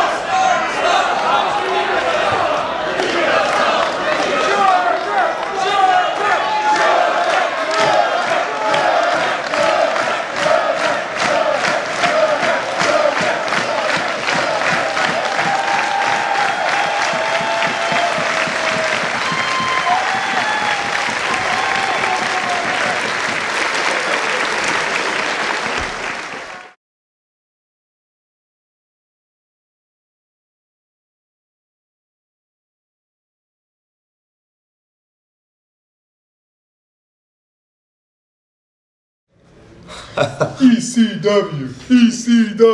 Remember that? The 1990s, ECW was super cool. Tommy Dreamer, I used to watch you with those kendo sticks. Is that what he had? Something like that. Or was that someone else? I think it was all of them, wasn't it? Maybe. and then guys like Jerry Lynn tearing the house down with the new effing show. The new effing show, Jerry Lynn. Yeah. Huh? Too Cold Scorpio, huh? Too Cold Scorpio. I did 450s because I watched you do it on television. But guys, that was in the 90s, okay? It's 2012, bros. Okay? Exactly. It's all about ROH now. Yeah. We're the new cool guys Team in Ring town. of Honor. We went through those 3 old guys on night 1. Good grief, huh? Mang and Barbarian and the Warlord. Those guys are like 75. They can't even walk today. The powers of pain. dorks. What are we going to do tonight? Tonight we're going to tear the house down. Yeah, we are. This is what we do. This is what we do. We put on 5-star matches This is everywhere what we do to go. make money. I say we single one person out, though. Who do you think? I think the Who oldest should guy of the group. Geriatric Jerry Lynn. Yeah? Oh my God, he could be my grandfather. He could be my It's ridiculous. stepdad. TBCW. We'll see you dorks out there, okay?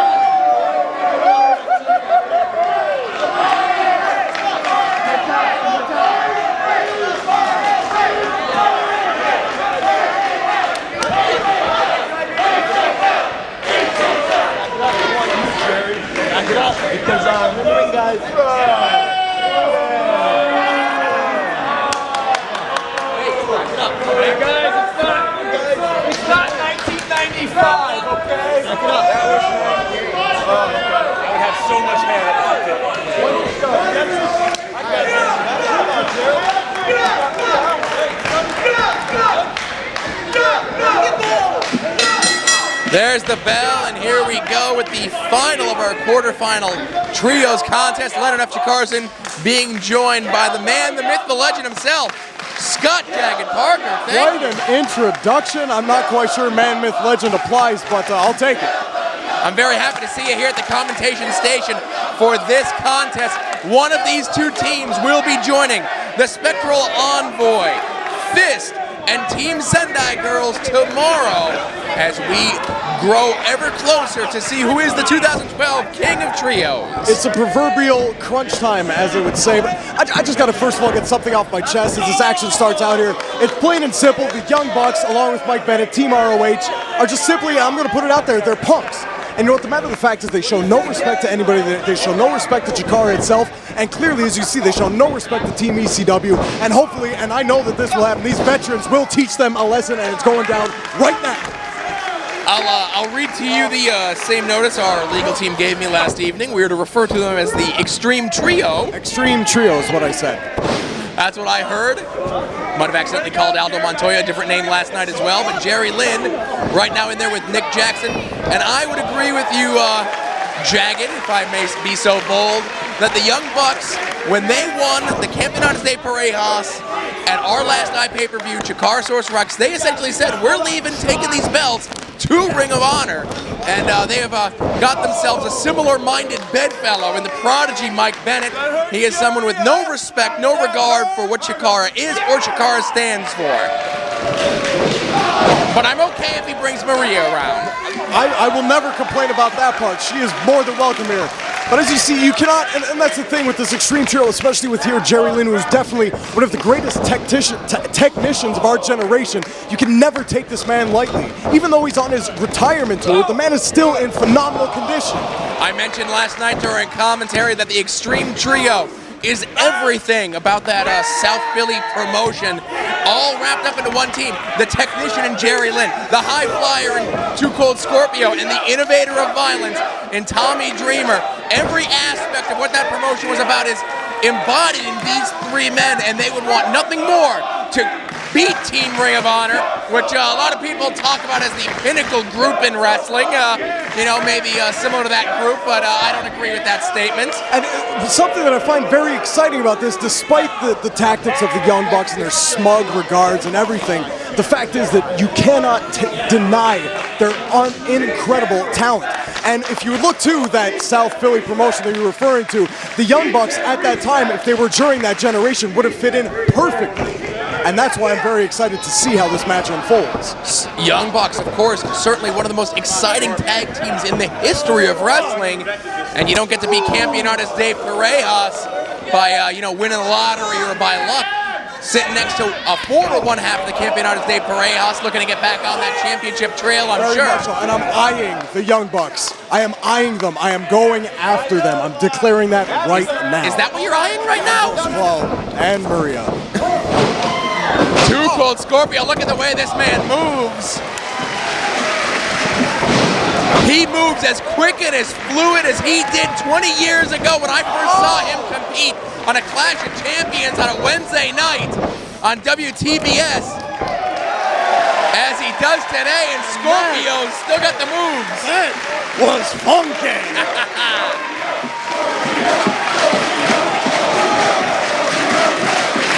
And Team Ring of Honor needs to regroup. And none of these men on this Extreme Trio having their veteran/legendary status, none of them have lost a step. You just saw their Scorpio. Incredible. The man does not lose a step. No matter how many years go by, he's still the exact same. A veteran of competition in the Noah promotion in Japan. He's had stints in both World Wrestling Federation and World Championship Wrestling, among other promotions.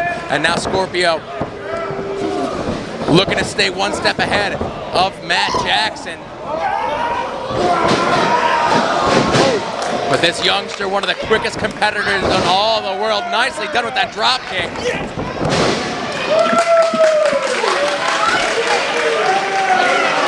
Giving it right back to Scorpio. I'm very happy my wife is not here in attendance this evening. Matt Jackson trying to use his speed, but Scorpio, he's got that power, tossed him right into his own corner. And again, this is the credit to both Young Bucks here. As you can see, like, Scorpio is a traveled veteran of this business. While Matt Jackson hasn't been wrestling that long, he's still, you know, in the early beginnings prime of his career, and he's still going toe-to-toe with this man. That's incredible to his, it's a test to his talent.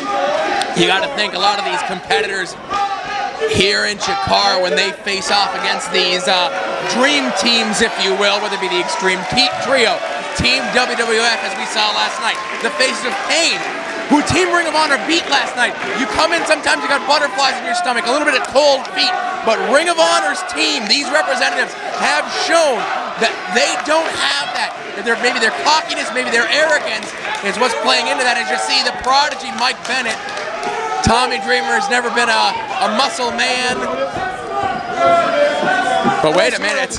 Given Tommy's history, this is not something you'd want to do with... Oh, the hip swivel! Maybe underneath that t-shirt, he's got the suspenders on. In my dreams, he does. A lot of real excited people now here in Easton, Pennsylvania. And as my partner would say, hashtag really turns me on. Tommy Dreamer now with the waist lock here on Mike Bennett, the prodigy. That elbow found its mark. One of the most controversial and hated competitors in all of wrestling, bringing his skills here to Ring of Honor. He's a very talented competitor. Right now staying one step ahead of Tommy Dreamer. Oh, I spoke too soon.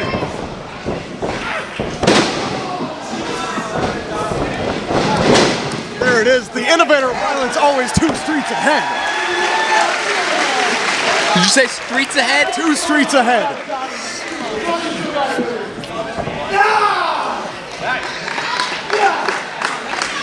But right now, Mike Bennett in control of this contest.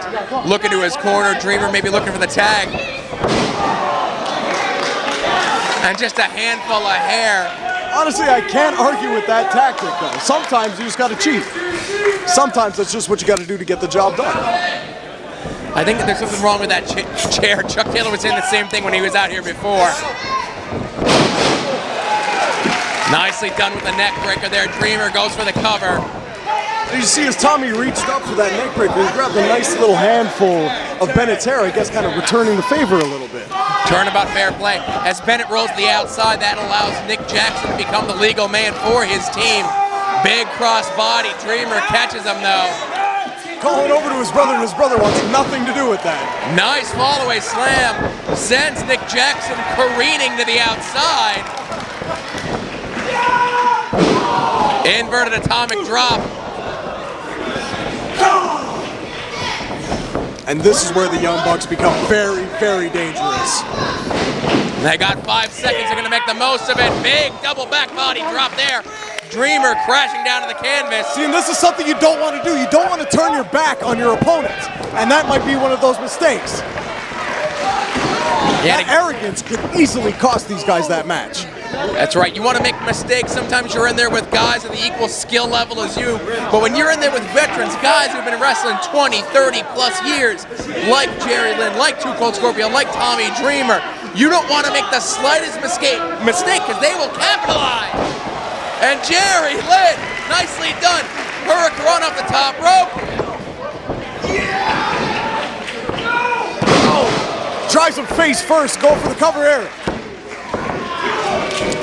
Deep hook of the leg, but Mac Jackson still able to kick out.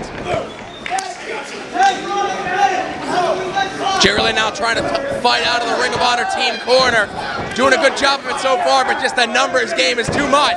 Strength in numbers, and this, of course, classic tactic of team wrestling is you try and cut that ring in half. You try and isolate your opponent into your side because, again, that number factor will always come into play. Mike Bennett now reversed into the reverse DDT, a calling card of Jerry Lynn. Scorpio, we saw this last night, the assisted splash, crashing down. An early 2 kick out here. And Bennett asking for it. Scorpio, maybe a look of disbelief on his face. Yeah, that's very interesting because Scorpio just came a good 7-8 feet out of the air and crashed his full body weight. And Bennett is asking for more. Bennett powers out of that full Nelson.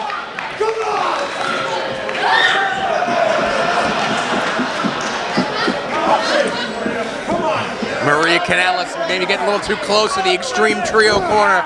I think she should stay over here where she is for the rest of the night. The designated manager area right in front of this commentary table, please. Thank you. The fans here at the Easton Funplex, another sold out, standing room only crowd. 2 nights in a row here. Every time we come to the Easton Funplex, the crowd just gets bigger and bigger. And look at that fall away slam by Mike Bennett, nicely done.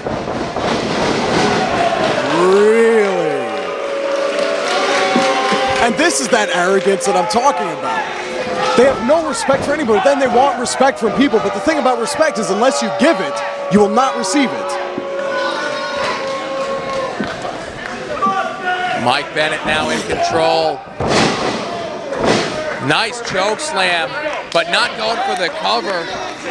I don't know if it's a wise idea to take your time and punish someone like Too Cold Scorpio. If it was me in there, I'd go for that pin as quick as I can. What is he doing there? I can't tell if he has a claw or he's raking the eyes. See, whenever you have your opponent down, you want to try and score a pinfall. Because even just the fact of pinning the man with the weight upon his chest, it takes the energy to have to kick out from that pinning attempt. And what you're doing is systematically wearing the man down. Well, again, you can go for those quick covers like that, or you can just keep your opponent in. What is that? That's just unnecessary, uncalled for, and as you've said many a times here, Jagged, disrespectful. They're punks. And it's as simple as it comes down to. They're punks. Matt Jackson now again in control here. They've been targeting the back of Too Cold Scorpio. I think those knees to the back are a little bit more effective than those double backflip back rakes that you're employing earlier in the contest, boys. Oh. Every one of those kicks are finding the mark just on the side of the face of Too Cold Scorpio, right about that temple area. But you see Scorpio powered back to his feet. He's up to a vertical base, absorbing some of those blows, maybe trying to get into the head of Mike Bennett. Belly to belly suplex, a move Scorpio's felt before. Maria arguing with resident official JB John Barber. I don't know why, because that was clearly a 2 count, not 3. I don't know, maybe she feels she can use her feminine wiles to convince Jonathan Barber that it was 3. Definitely not a terrible tactic.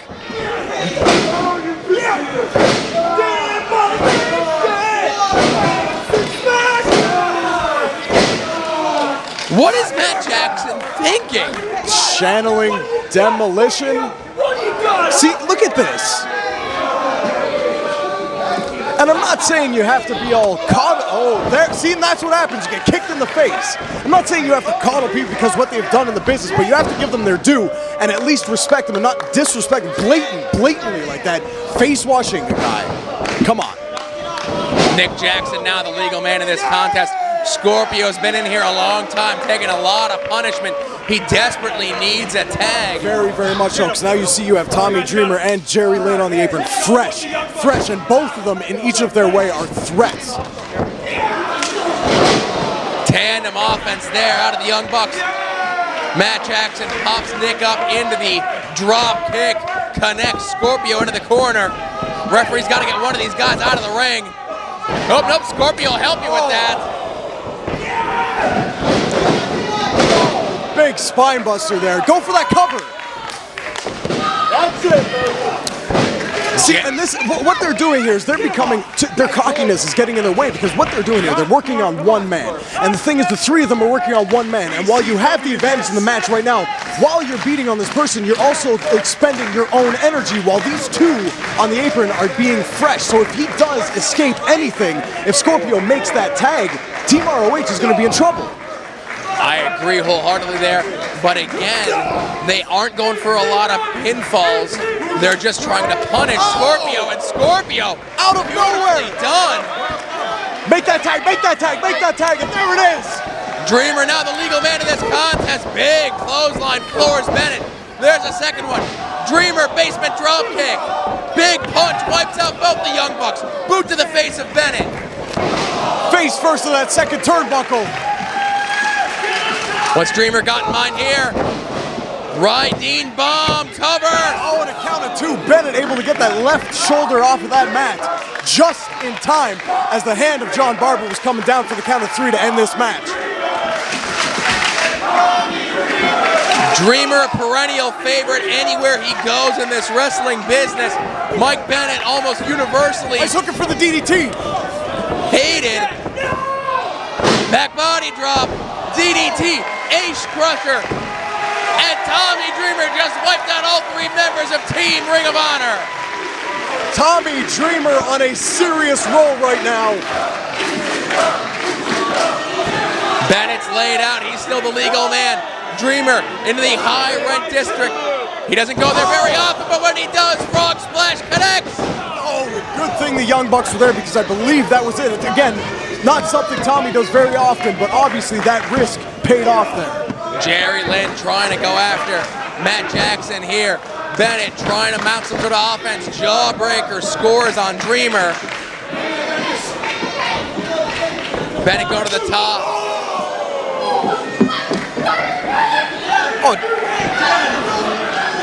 Maria up on the apron. I don't know if she should be getting herself involved in a contest like this. But she did cause enough of a distraction to let her man Bennett get out of the clutches of Tommy Dreamer. And now this does not look good. Scorpio on the top rope with all three members of Team Ring of Honor. Jerry Lynn trying to assist. Oh! And everyone just got wiped out. I'm not sure who got the worst of that one, Jagged. As a matter of fact, I think it might have been Tommy Dreamer because Bennett off of that suplex, as he was coming over, his legs hit Tommy directly on the top of the head. And it just looks like a massacre here in the ring. The referee putting the count on all 6 men. All men down, and Dreamer looks to be knocked unconscious. All men feeling the effects of that. Nick Jackson trying to pull himself to his feet, trying to stop the count here. Bennett to the outside. Lynn up and over, crashes down on the floor hard on Mike Bennett.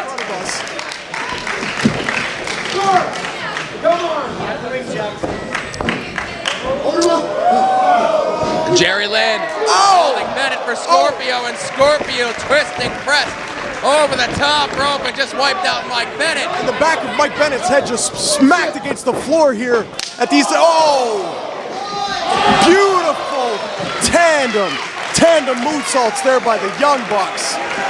Stealing a page out of the 3.0 playbook of the Young Bucks. Absolutely. I do that quite often. You saw Tommy Dreamer crossing himself. What is going on whatever here? deities he believes in. Please don't crash into us. No! Oh, and Dreamer just jumped out of that pile and wiped out all 5 men. Chaos right in front of the table here. King of Trios, night 2 of the Easton Funplex. Wow.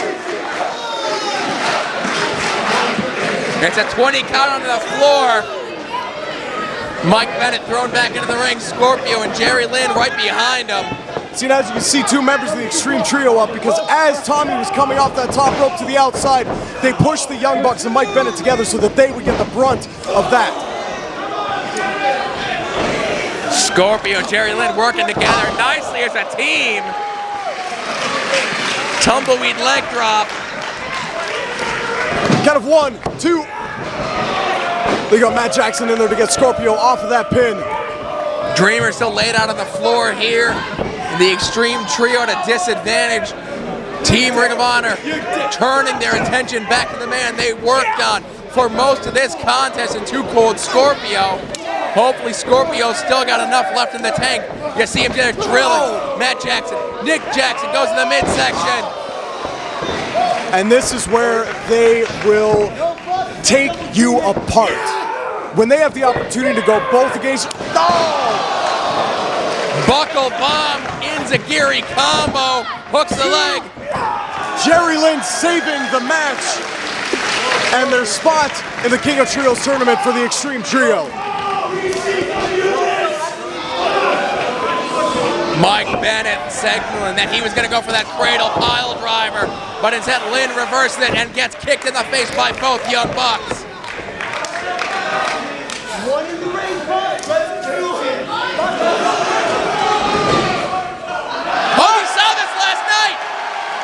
Tommy's got the remote. Tommy's got the remote, and he is the man in control. Tommy Dreamer, I think, has a direct pipeline to Smart Mark Video. He knows and has studied up on his Chikara. The Young Bucks frozen in time here. And straight out of a fantastic 80s film starring John Ritter called Stay Tuned. I thought you were going to say Skin Deep.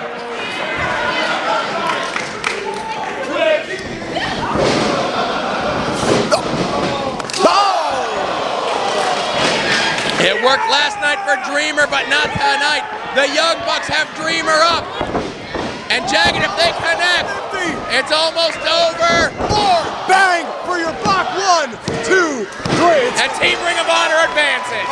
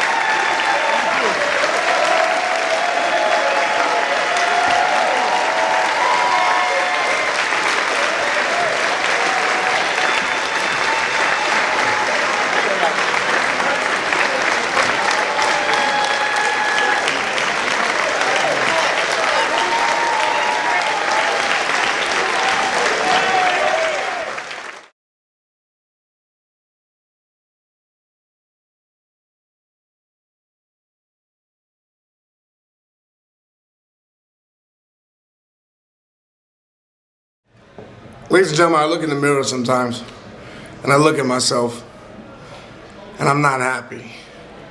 I wonder where I went wrong in this life and in wrestling. But then right next to that mirror is this. It's my baby. It's her. She gives me strength to keep going. She's the one that tells me that it's all over, that all the bad times are over. That I don't have to be an animal anymore. But then you come along, Tadasuke. We teamed up together in Osaka, so I know what you can do. And now I gotta become that animal again. I may not like it, but I'm gonna have to do it to keep her, because she is my life. And I am your grand champion. I am Eddie Kingston. Holla.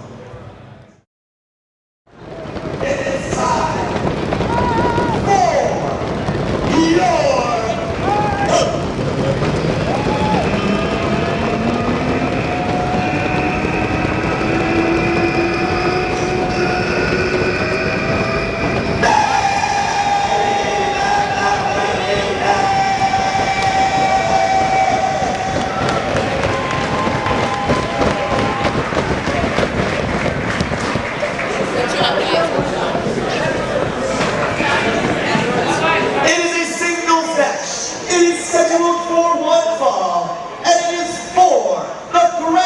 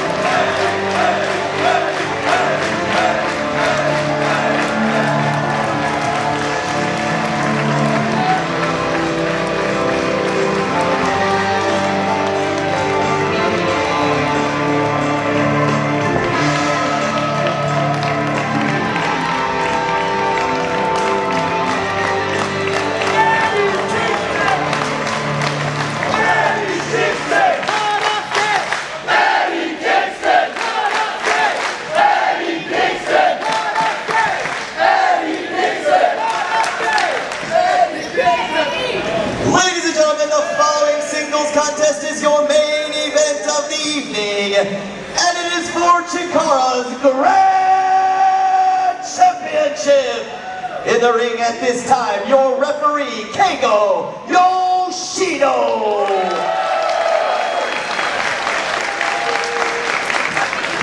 Introducing first in the ring to my left, the challenger. This young powerhouse captured Chikara's prestigious Young Lions Cup and held it for an entire year. From Kyoto, Japan, representing Osaka Pro, please welcome the unbreakable Japanese monster, Tadasuke!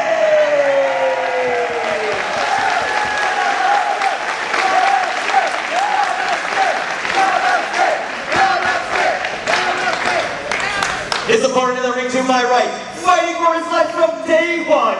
He hails from the hard-hitting streets of Yonkers, New York, known as the King of Diamonds, the last of a dying breed, and the War King. He is the current, reigning Grand Champion of Chikara, ladies and gentlemen, Eddie Kingston!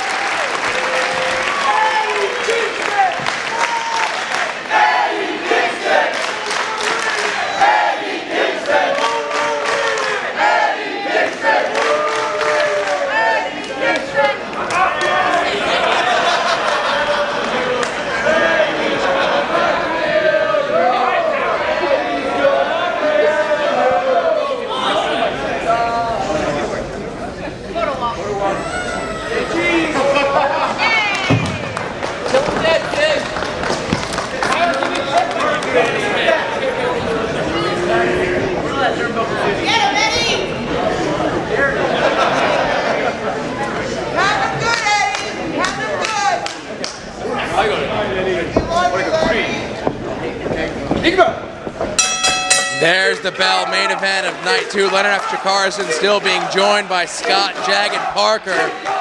And the look in the eyes of both of these men tells it all. Eddie Kingston, the current and reigning defending grand champion, making his 7th defense, taking on 2011 Chikara Young Lions Cup holder in Tadasuke. He won that distinction in this very building, took it to Japan, and did not return until now. So without 1 year, Chikara was without one of its trophies, if you will, the Young Lions Cup Championship. That has got to be Tadasuke's goal here today, is to defeat Eddie Kingston and take the Grand Championship with him back to Osaka Pro. Oh, absolutely. If he did it once before, he's obviously going to do it again. And I'm going to put it out there. This man is a great challenge to our champion, Eddie Kingston. There's a man that Eddie Kingston knows very well. When Eddie Kingston made his first tour of Japan in the Osaka Pro promotion, these two men teamed together, became friends, if you will, and this is a match that Eddie Kingston has been asking for months and months and months. This was before Eddie Kingston was the grand champion. He was still competing in the 12 Large Summit. Now that he's the grand champion, his wish has come true. He gets his match with Tadasuke, but it could be a nightmare if he is not victorious here in the main event of night 2 of King of Trios. Absolutely, it could be a nightmare for him, but the thing about Eddie Kingston, which makes him a fantastic champion, is simply the fact that he always wants competition. The man craves competition. He wants people to push him to the limit.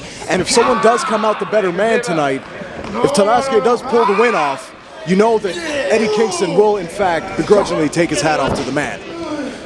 He certainly will, and the list of people that Eddie Kingston has defeated as grand champion reads like a who's who in wrestling. You're talking Brody Lee, you're talking Kevin Steen, you're talking Jigsaw, you're talking Dasher Hatfield, you're talking Sarah Del Rey. Will Tadasuke just become another name, another notch on this belt, or will he be the second ever grand champion of Chikara? It's in the balance right here, right now. Night 2 of King of Trios, and you also have to mention the man that he did defeat for the Grand Championship, Mr. Mike Quackenbush. Yes, indeed. I'm sure Mike Quackenbush looking to maybe get back into the hunt for the Grand Championship. He's got a lot on his plate these days. whether it be with Gakito or some disagreements he's having with some of his longtime partners. But right now, a bit of a feeling out process between these two competitors. Very much so. At this point in a match, you definitely don't want to try and go for too much. You don't want to overextend yourself, because if you're trying to see, this is exactly what you want to do. You want to hold control over your opponent, because if you go for too much, you could get caught with one shot. And you know what? In professional wrestling, that all it takes is one shot, and you're either knocked out, you're submitted, or your shoulders are pinned to the mat, and the match is over. Both these men have a very similar repertoire, and Jagged, you are correct. All it takes is one mistake. All it takes is one shot, whether it be a back fist, whether it be the sliding D, and it could be over just that quickly. And earlier you said the look in both these men's eyes. I tried to get some words with Eddie Kingston before this match earlier, and he had a look in his eyes that said everything. He did not say a single word to me when I asked him about this match. He was just sitting in the back, in his corner, head down, towel over his head, and you could tell that he was just mentally preparing himself for this match. You know that Eddie Kingston knows that this is a challenge, and the man is definitely not afraid of that. You know he's welcoming it, but he's taking this very seriously. Both men working out some kinks in the arms after that back and forth exchange there. Neither man having any real distinct advantage. Now Kingston goes the leg, takes Tadasuke down, now tries to roll him over, maybe looking for a pin here. And again, one of those pins, it's not necessarily going to win you the match, but as I alluded to earlier, these are the type of things that wear your opponent down, and it's also a mental game. You want to let your opponent know that you are in control of him, and pinning him to the mat is something that subliminally lets you know that this person is in control. Kingston now with the forearm right across the jawbone of Tadasuke. Referee Kigo there to check. Yoshino's right in there. He's making sure that this is not a choke. He's at the right level to view both forearms of Eddie Kingston, which are across the carotid artery, but not a choke. See there? A sign of respect there from the King. That's right, Eddie Kingston, one of the more respectful competitors in Chikara. I know a lot of people may not think it, you know, Yonkers, New York, he's got a bit of a brash attitude, but it's one thing that Eddie Kingston brings to not only Chikara, but being the very first grand champion, is respect for everything about wrestling in and out of the ring.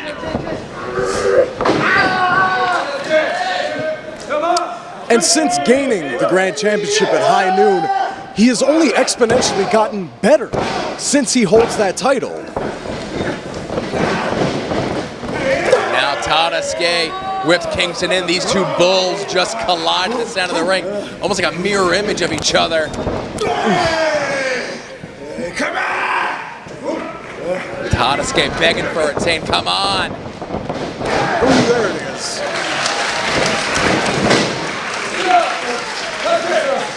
And Kingston back to the side headlock, and you see Tadasuke. Kingston does have the experience on Tadasuke, but Tadasuke very wise to keep his shoulders off the canvas and keep fighting. Look at that going to the eyes. Something, you know, sometimes a shortcut is a way to get out of a hold. Sometimes you gotta take every little inch you can, especially when you're in a fight. You know, that's the thing is, it is a professional wrestler, but you are in a fight, and sometimes that's just the little things that you have to do. I try to keep the jokes out of the main events, out of the title matches. But when in a position like that, I always wonder why a wrestler doesn't tickle his opponent to get out of that hold. Because I'll tell you why. Not everybody's ticklish. I've tried it. Not everybody's ticklish. Ooh.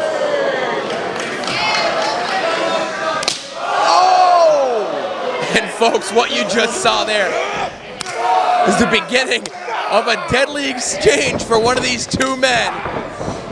Kingston not want to keep trading chops with Tadasuke, goes to the midsection, turns into a swinging neck breaker.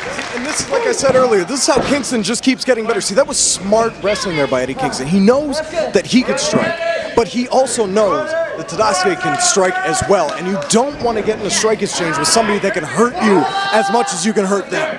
That's a great point. I've seen many Eddie Kingston matches over the last 7+ years that I've been here behind this desk, and 2-3 years ago, in a situation like that, Eddie Kingston would still be standing up, trading chops, and that was not the smart thing to do. Very good point there. You need to be on here more often. I'd like to be.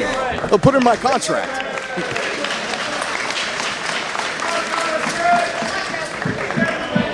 Kingston now, like a bullet, lands on his feet. Look at the agility of Kingston. Takes out Tadasuke in the front row. And that's not something you would expect somebody of first of all, Eddie Kingston's fight style and his demeanor, but the thing is, and you know what I mean, he's not flying over the top, and it's not a finesse move. All he's doing is literally just hurling his body through the ropes with momentum to knock the person down and hopefully land a shot around the head area and possibly knock the man loopy. You watch a lot of the competitors that have wrestled here on this show, night 1, and as I'm sure you'll see on night 3, our fans watching this, probably Monday night, Tuesday evening, through Smart Mark Video, our good friends there. What Eddie Kingston does in the ring is not pretty, but it is the most effective style in all of wrestling, in my opinion. Absolutely. That's the thing with Eddie Kingston. He can beat you in so many ways. He's dangerous in there. He is absolutely dangerous. You see a lot of competitors, as I was mentioning before, whether it be Mike Quackenbush, the Sendai Girls, Manami Toyota, the way they compete, the way they move in the ring, it's almost like poetry. There's a style to it. And Eddie Kingston is just smash mouth in your face. Oh, and Tadasuke connects with that big knee right to the side of the head of Kingston. And look at that. That look in Eddie Kingston's eyes right now is not good. He is very woozy right now. Maybe not quite sure what just hit him. But the effects of Kingston's offense are taking its toll on Tadasuke right now, because if he was fresher and if Kingston didn't put so much hurt on him, he would have been in that ring immediately to make that pin, and it could have ended this match and crowned a new grand champion. Tadasuke now targeting the neck of Eddie Kingston. Series of chops here, completely legal is what he's doing here. Kingston prone on the mat, open hand. But that is very painful, coming down across the back of your head, the back of your neck.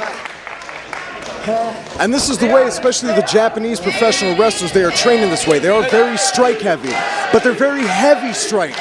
Their hands, their bodies, the way they train, everything they hit you with hurts extra a little bit more, because this is how they're trained. They're trained how to place their strikes and how to place them effectively.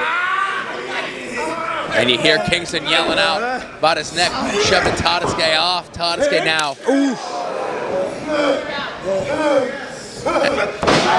And you know, Tadasuke, like I said before, he is the 2011 Young Lions Cup holder, a very effective, very competent wrestler. And he needs to be careful not to play Eddie Kingston's game at this point. It's not necessarily a smart tactic for Eddie Kingston to do at that point, is to egg the man on to hit you harder, to hit you more, but especially with a striker as Tadasuke. That is Eddie Kingston's mindset. He does that in every match. He does that a lot of times to get into the head of his opponent, to maybe throw them off his game. But maybe the language barrier isn't going to work and help him here with Tadasuke. Let me tell you, it doesn't matter what language you talk, your body language speaks through no matter what you can. And right now, Eddie Kingston's body language is telling the man that no matter what you give me, I am not staying down. And the sign of a champion after the kick out doesn't just lay on the canvas, gets off of his shoulders, tries to put some distance between himself and the challenger. You don't want to just lay there. You mentioned before, Jagged, the pin attempts may not be leading to a victory, but don't just lay there on the canvas after you kick out. And especially, wake up call right there. Eddie Kingston. And look at the look on Tadasuke's face after that job. He likes it. He likes it. Oh. I'm not sure he liked it. Yeah, he liked that one too. That's a sick individual. And this is why these two men, and this is why this man has a chance of really dethroning Eddie Kingston, because he loves this kind of competition. Oh! I can't believe it. Tadasuke's got the better of that exchange with Eddie Kingston. You don't see that often. As an example, when Eddie Kingston squared off with Jigsaw, they had a quite similar exchange, and Eddie Kingston easily came up top on that one. It's rare that somebody in a strike exchange will get the best of Eddie Kingston. And you see Kingston still favoring that neck, and obviously Tadasuke, you mentioned before about reading body language there, Jagged, going right to this sleeper, right to this chin lock, continuing to put the pressure on the neck. He's feeling confident right now, and with reason. He's got the grand champion on the run right now. He's not in full control, because Eddie Kingston keeps letting him know that he's still there, but he right now is driving the bus. and he's wearing the man down with a beautifully executed side headlock. Nothing fancy, plain, simple, professional wrestling, taking the wind out of the man. But listen to these fans here, the Eastern Fun Flex behind Kingston, back up just that quickly to a vertical base. Series of shots to the midsection, and Tadasuke felt his grip loosening on that headlock and immediately destroyed Eddie Kingston's neck with that elbow smash. You see, look right now, you see Eddie Kingston is grabbing in his hand, he's hitting his left arm. Because the thing is with that neck work is what it does, it starts cutting off circulation through the rest of your body, starts pinched nerves. And that's why he's working that neck. See, now he's going right back to it, which is smart professional wrestling.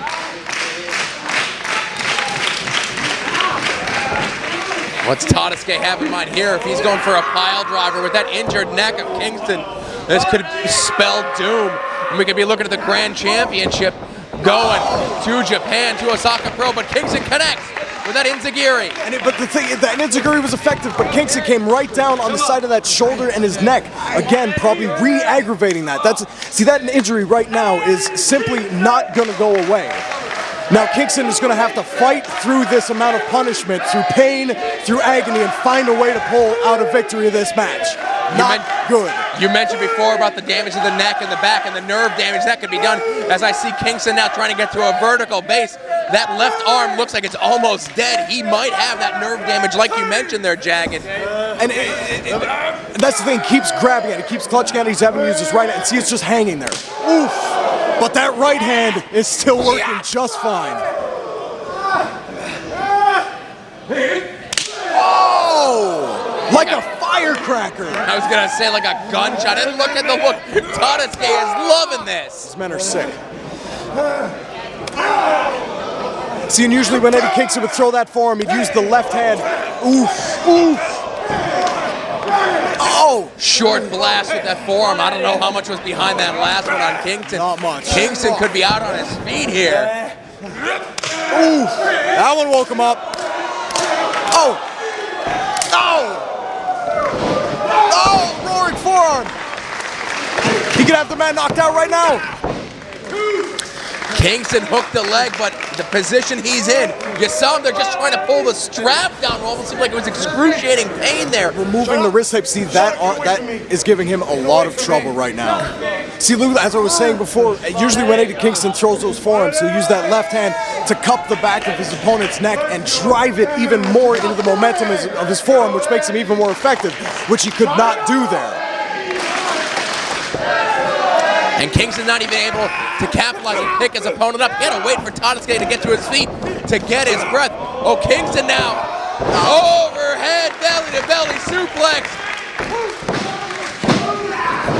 And see, again, that left arm coming into play there. See, usually when you're going for a pin like that, you'll hook the outside leg so you have more leverage to pin the man's shoulders to the mat. But what he had to do was go with the inside leg with the right arm, and obviously didn't give him enough leverage to pin the man. And also Kingston unable to put his body weight across the shoulders of Tadasuke. That definitely played into Tadasuke's ability to get out of that pinning predicament. Kingston telling the referee he's okay. I think Kingston being a little, little braggadocious here. I don't want to say that he's that type of guy, but he's not going to tell the ref, yeah, I'm in a lot of pain, you know? The man is stubborn. But the thing is, that stubbornness is one thing that led him to becoming grand champion. Ah!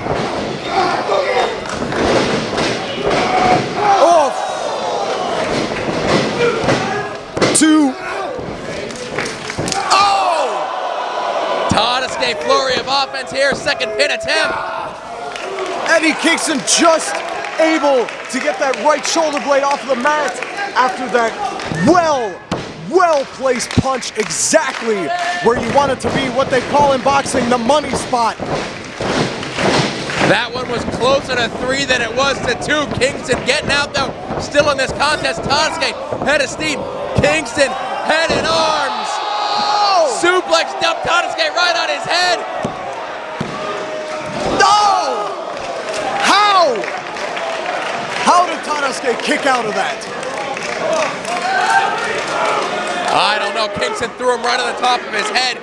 Kingston was able to hook a leg, able to get his body weight across the shoulders, but still somehow Tadasuke kicked out. He kicked out, but as you can see, he hasn't moved since. Now he's only starting to muster up. So obviously, that suplex took a lot out of him. Maybe even knocked him unconscious, but the thing is, It's just a reaction. Even if you're out cold, it's just a reaction after that 2 count to raise your shoulder off the mat. The man does not look like he's in a sound state right now. Not sure what Kingston was saying there. It sounded like Japanese. Went for the back fist. Tadas get back fist for the second time. Big lariat devastates Kingston. Oh, just enough. Referee Yoshio in great position for that. He is on top of everything. He is making sure to see that Eddie Kingston can continue, that injury is not too serious to the point he cannot continue the match.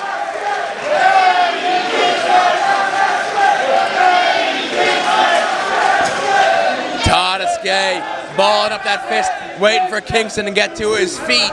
Measuring him now. Oh!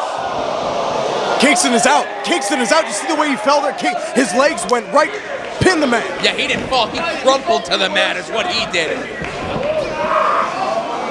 Tadasuke having a little difficulty getting Kingston up. Back fist to the back of the head. Cover. No! Kicked out of the back fist. And it was that left shoulder that Kingston did not have his body weight across. If he had just moved his body 2 inches to the right, this match could have very well been over. It's not every day that you see somebody kick out of the back fist, and that just shows the cut of the jib of this young man right now. Incredible.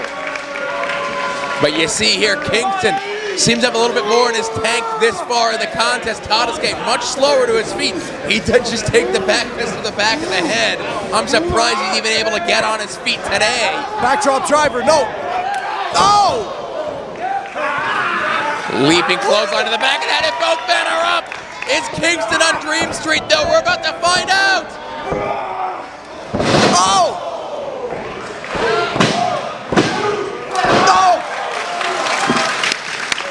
Tadasuke spun him, slammed him to the canvas, but Kingston somehow found the intestinal fortitude to kick out. There is no quit in Eddie Kingston. The man does not know the words quit. You have to go in there and you have to practically kill Eddie Kingston in order to beat him. Tadasuke was trying to pick him up, possibly into a back fist. Back fist scores again. Sliding D, point of the elbow to the back of the skull. But Tadasuke will not stay down. No way, Tadasuke's not staying down. Backdrop driver, that has to be it. Kingston is giving him his best right here. And that was enough to do it. It doesn't get any more hard fought than that. Thanks for joining us, folks. Kingston holds on to the belt one more day. See ya for night 3 of King of Trios.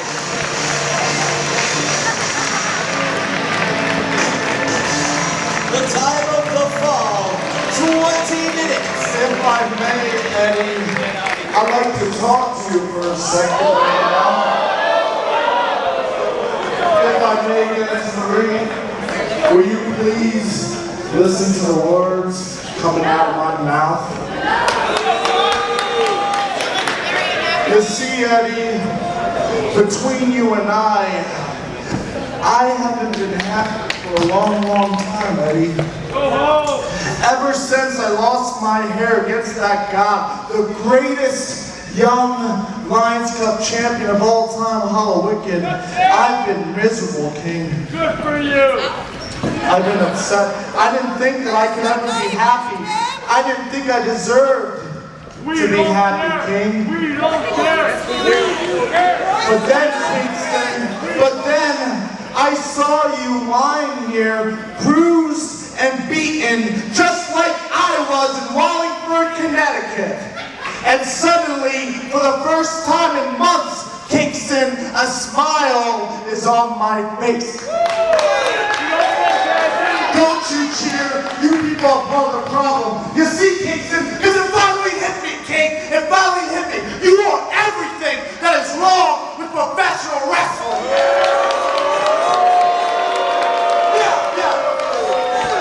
That's right, Kingston. Because karma doesn't exist, does it here, right? Outside of the real world it does. Forensics catch criminals decades later. Politicians, King, get kicked out of office. But not here, no. It's always the carnies, the backstabbers, and the politicians that rise to the top, King, and keep the good people like me down. Kingston, you're a monster, you're a beast. I just want you. Why'd you make me do that, King? You're the monster, not me, Kingston. Why did you make me do that? Kingston, you're violent, you're a monster, you're a beast. Karma doesn't exist in professional wrestling, because if it did, ladies and gentlemen, I'd have my hair and you wouldn't have this belt, King. Karma doesn't exist, King, but Tim does.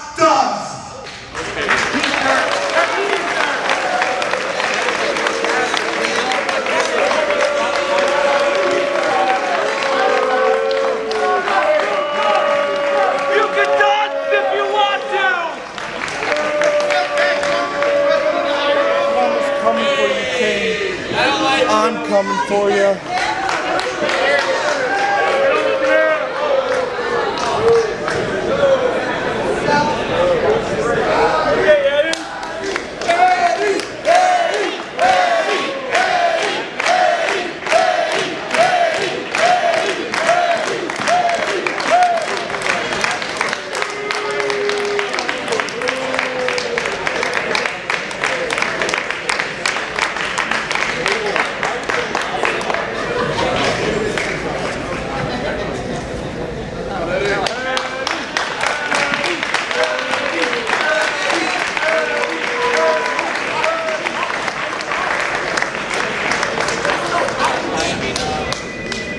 Where's the wing?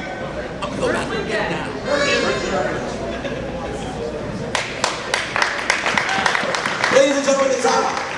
Shut up! Don't say a word! Come tomorrow night! Yeah! Shut up! You're being pretty violent. Sorry. Okay, sorry.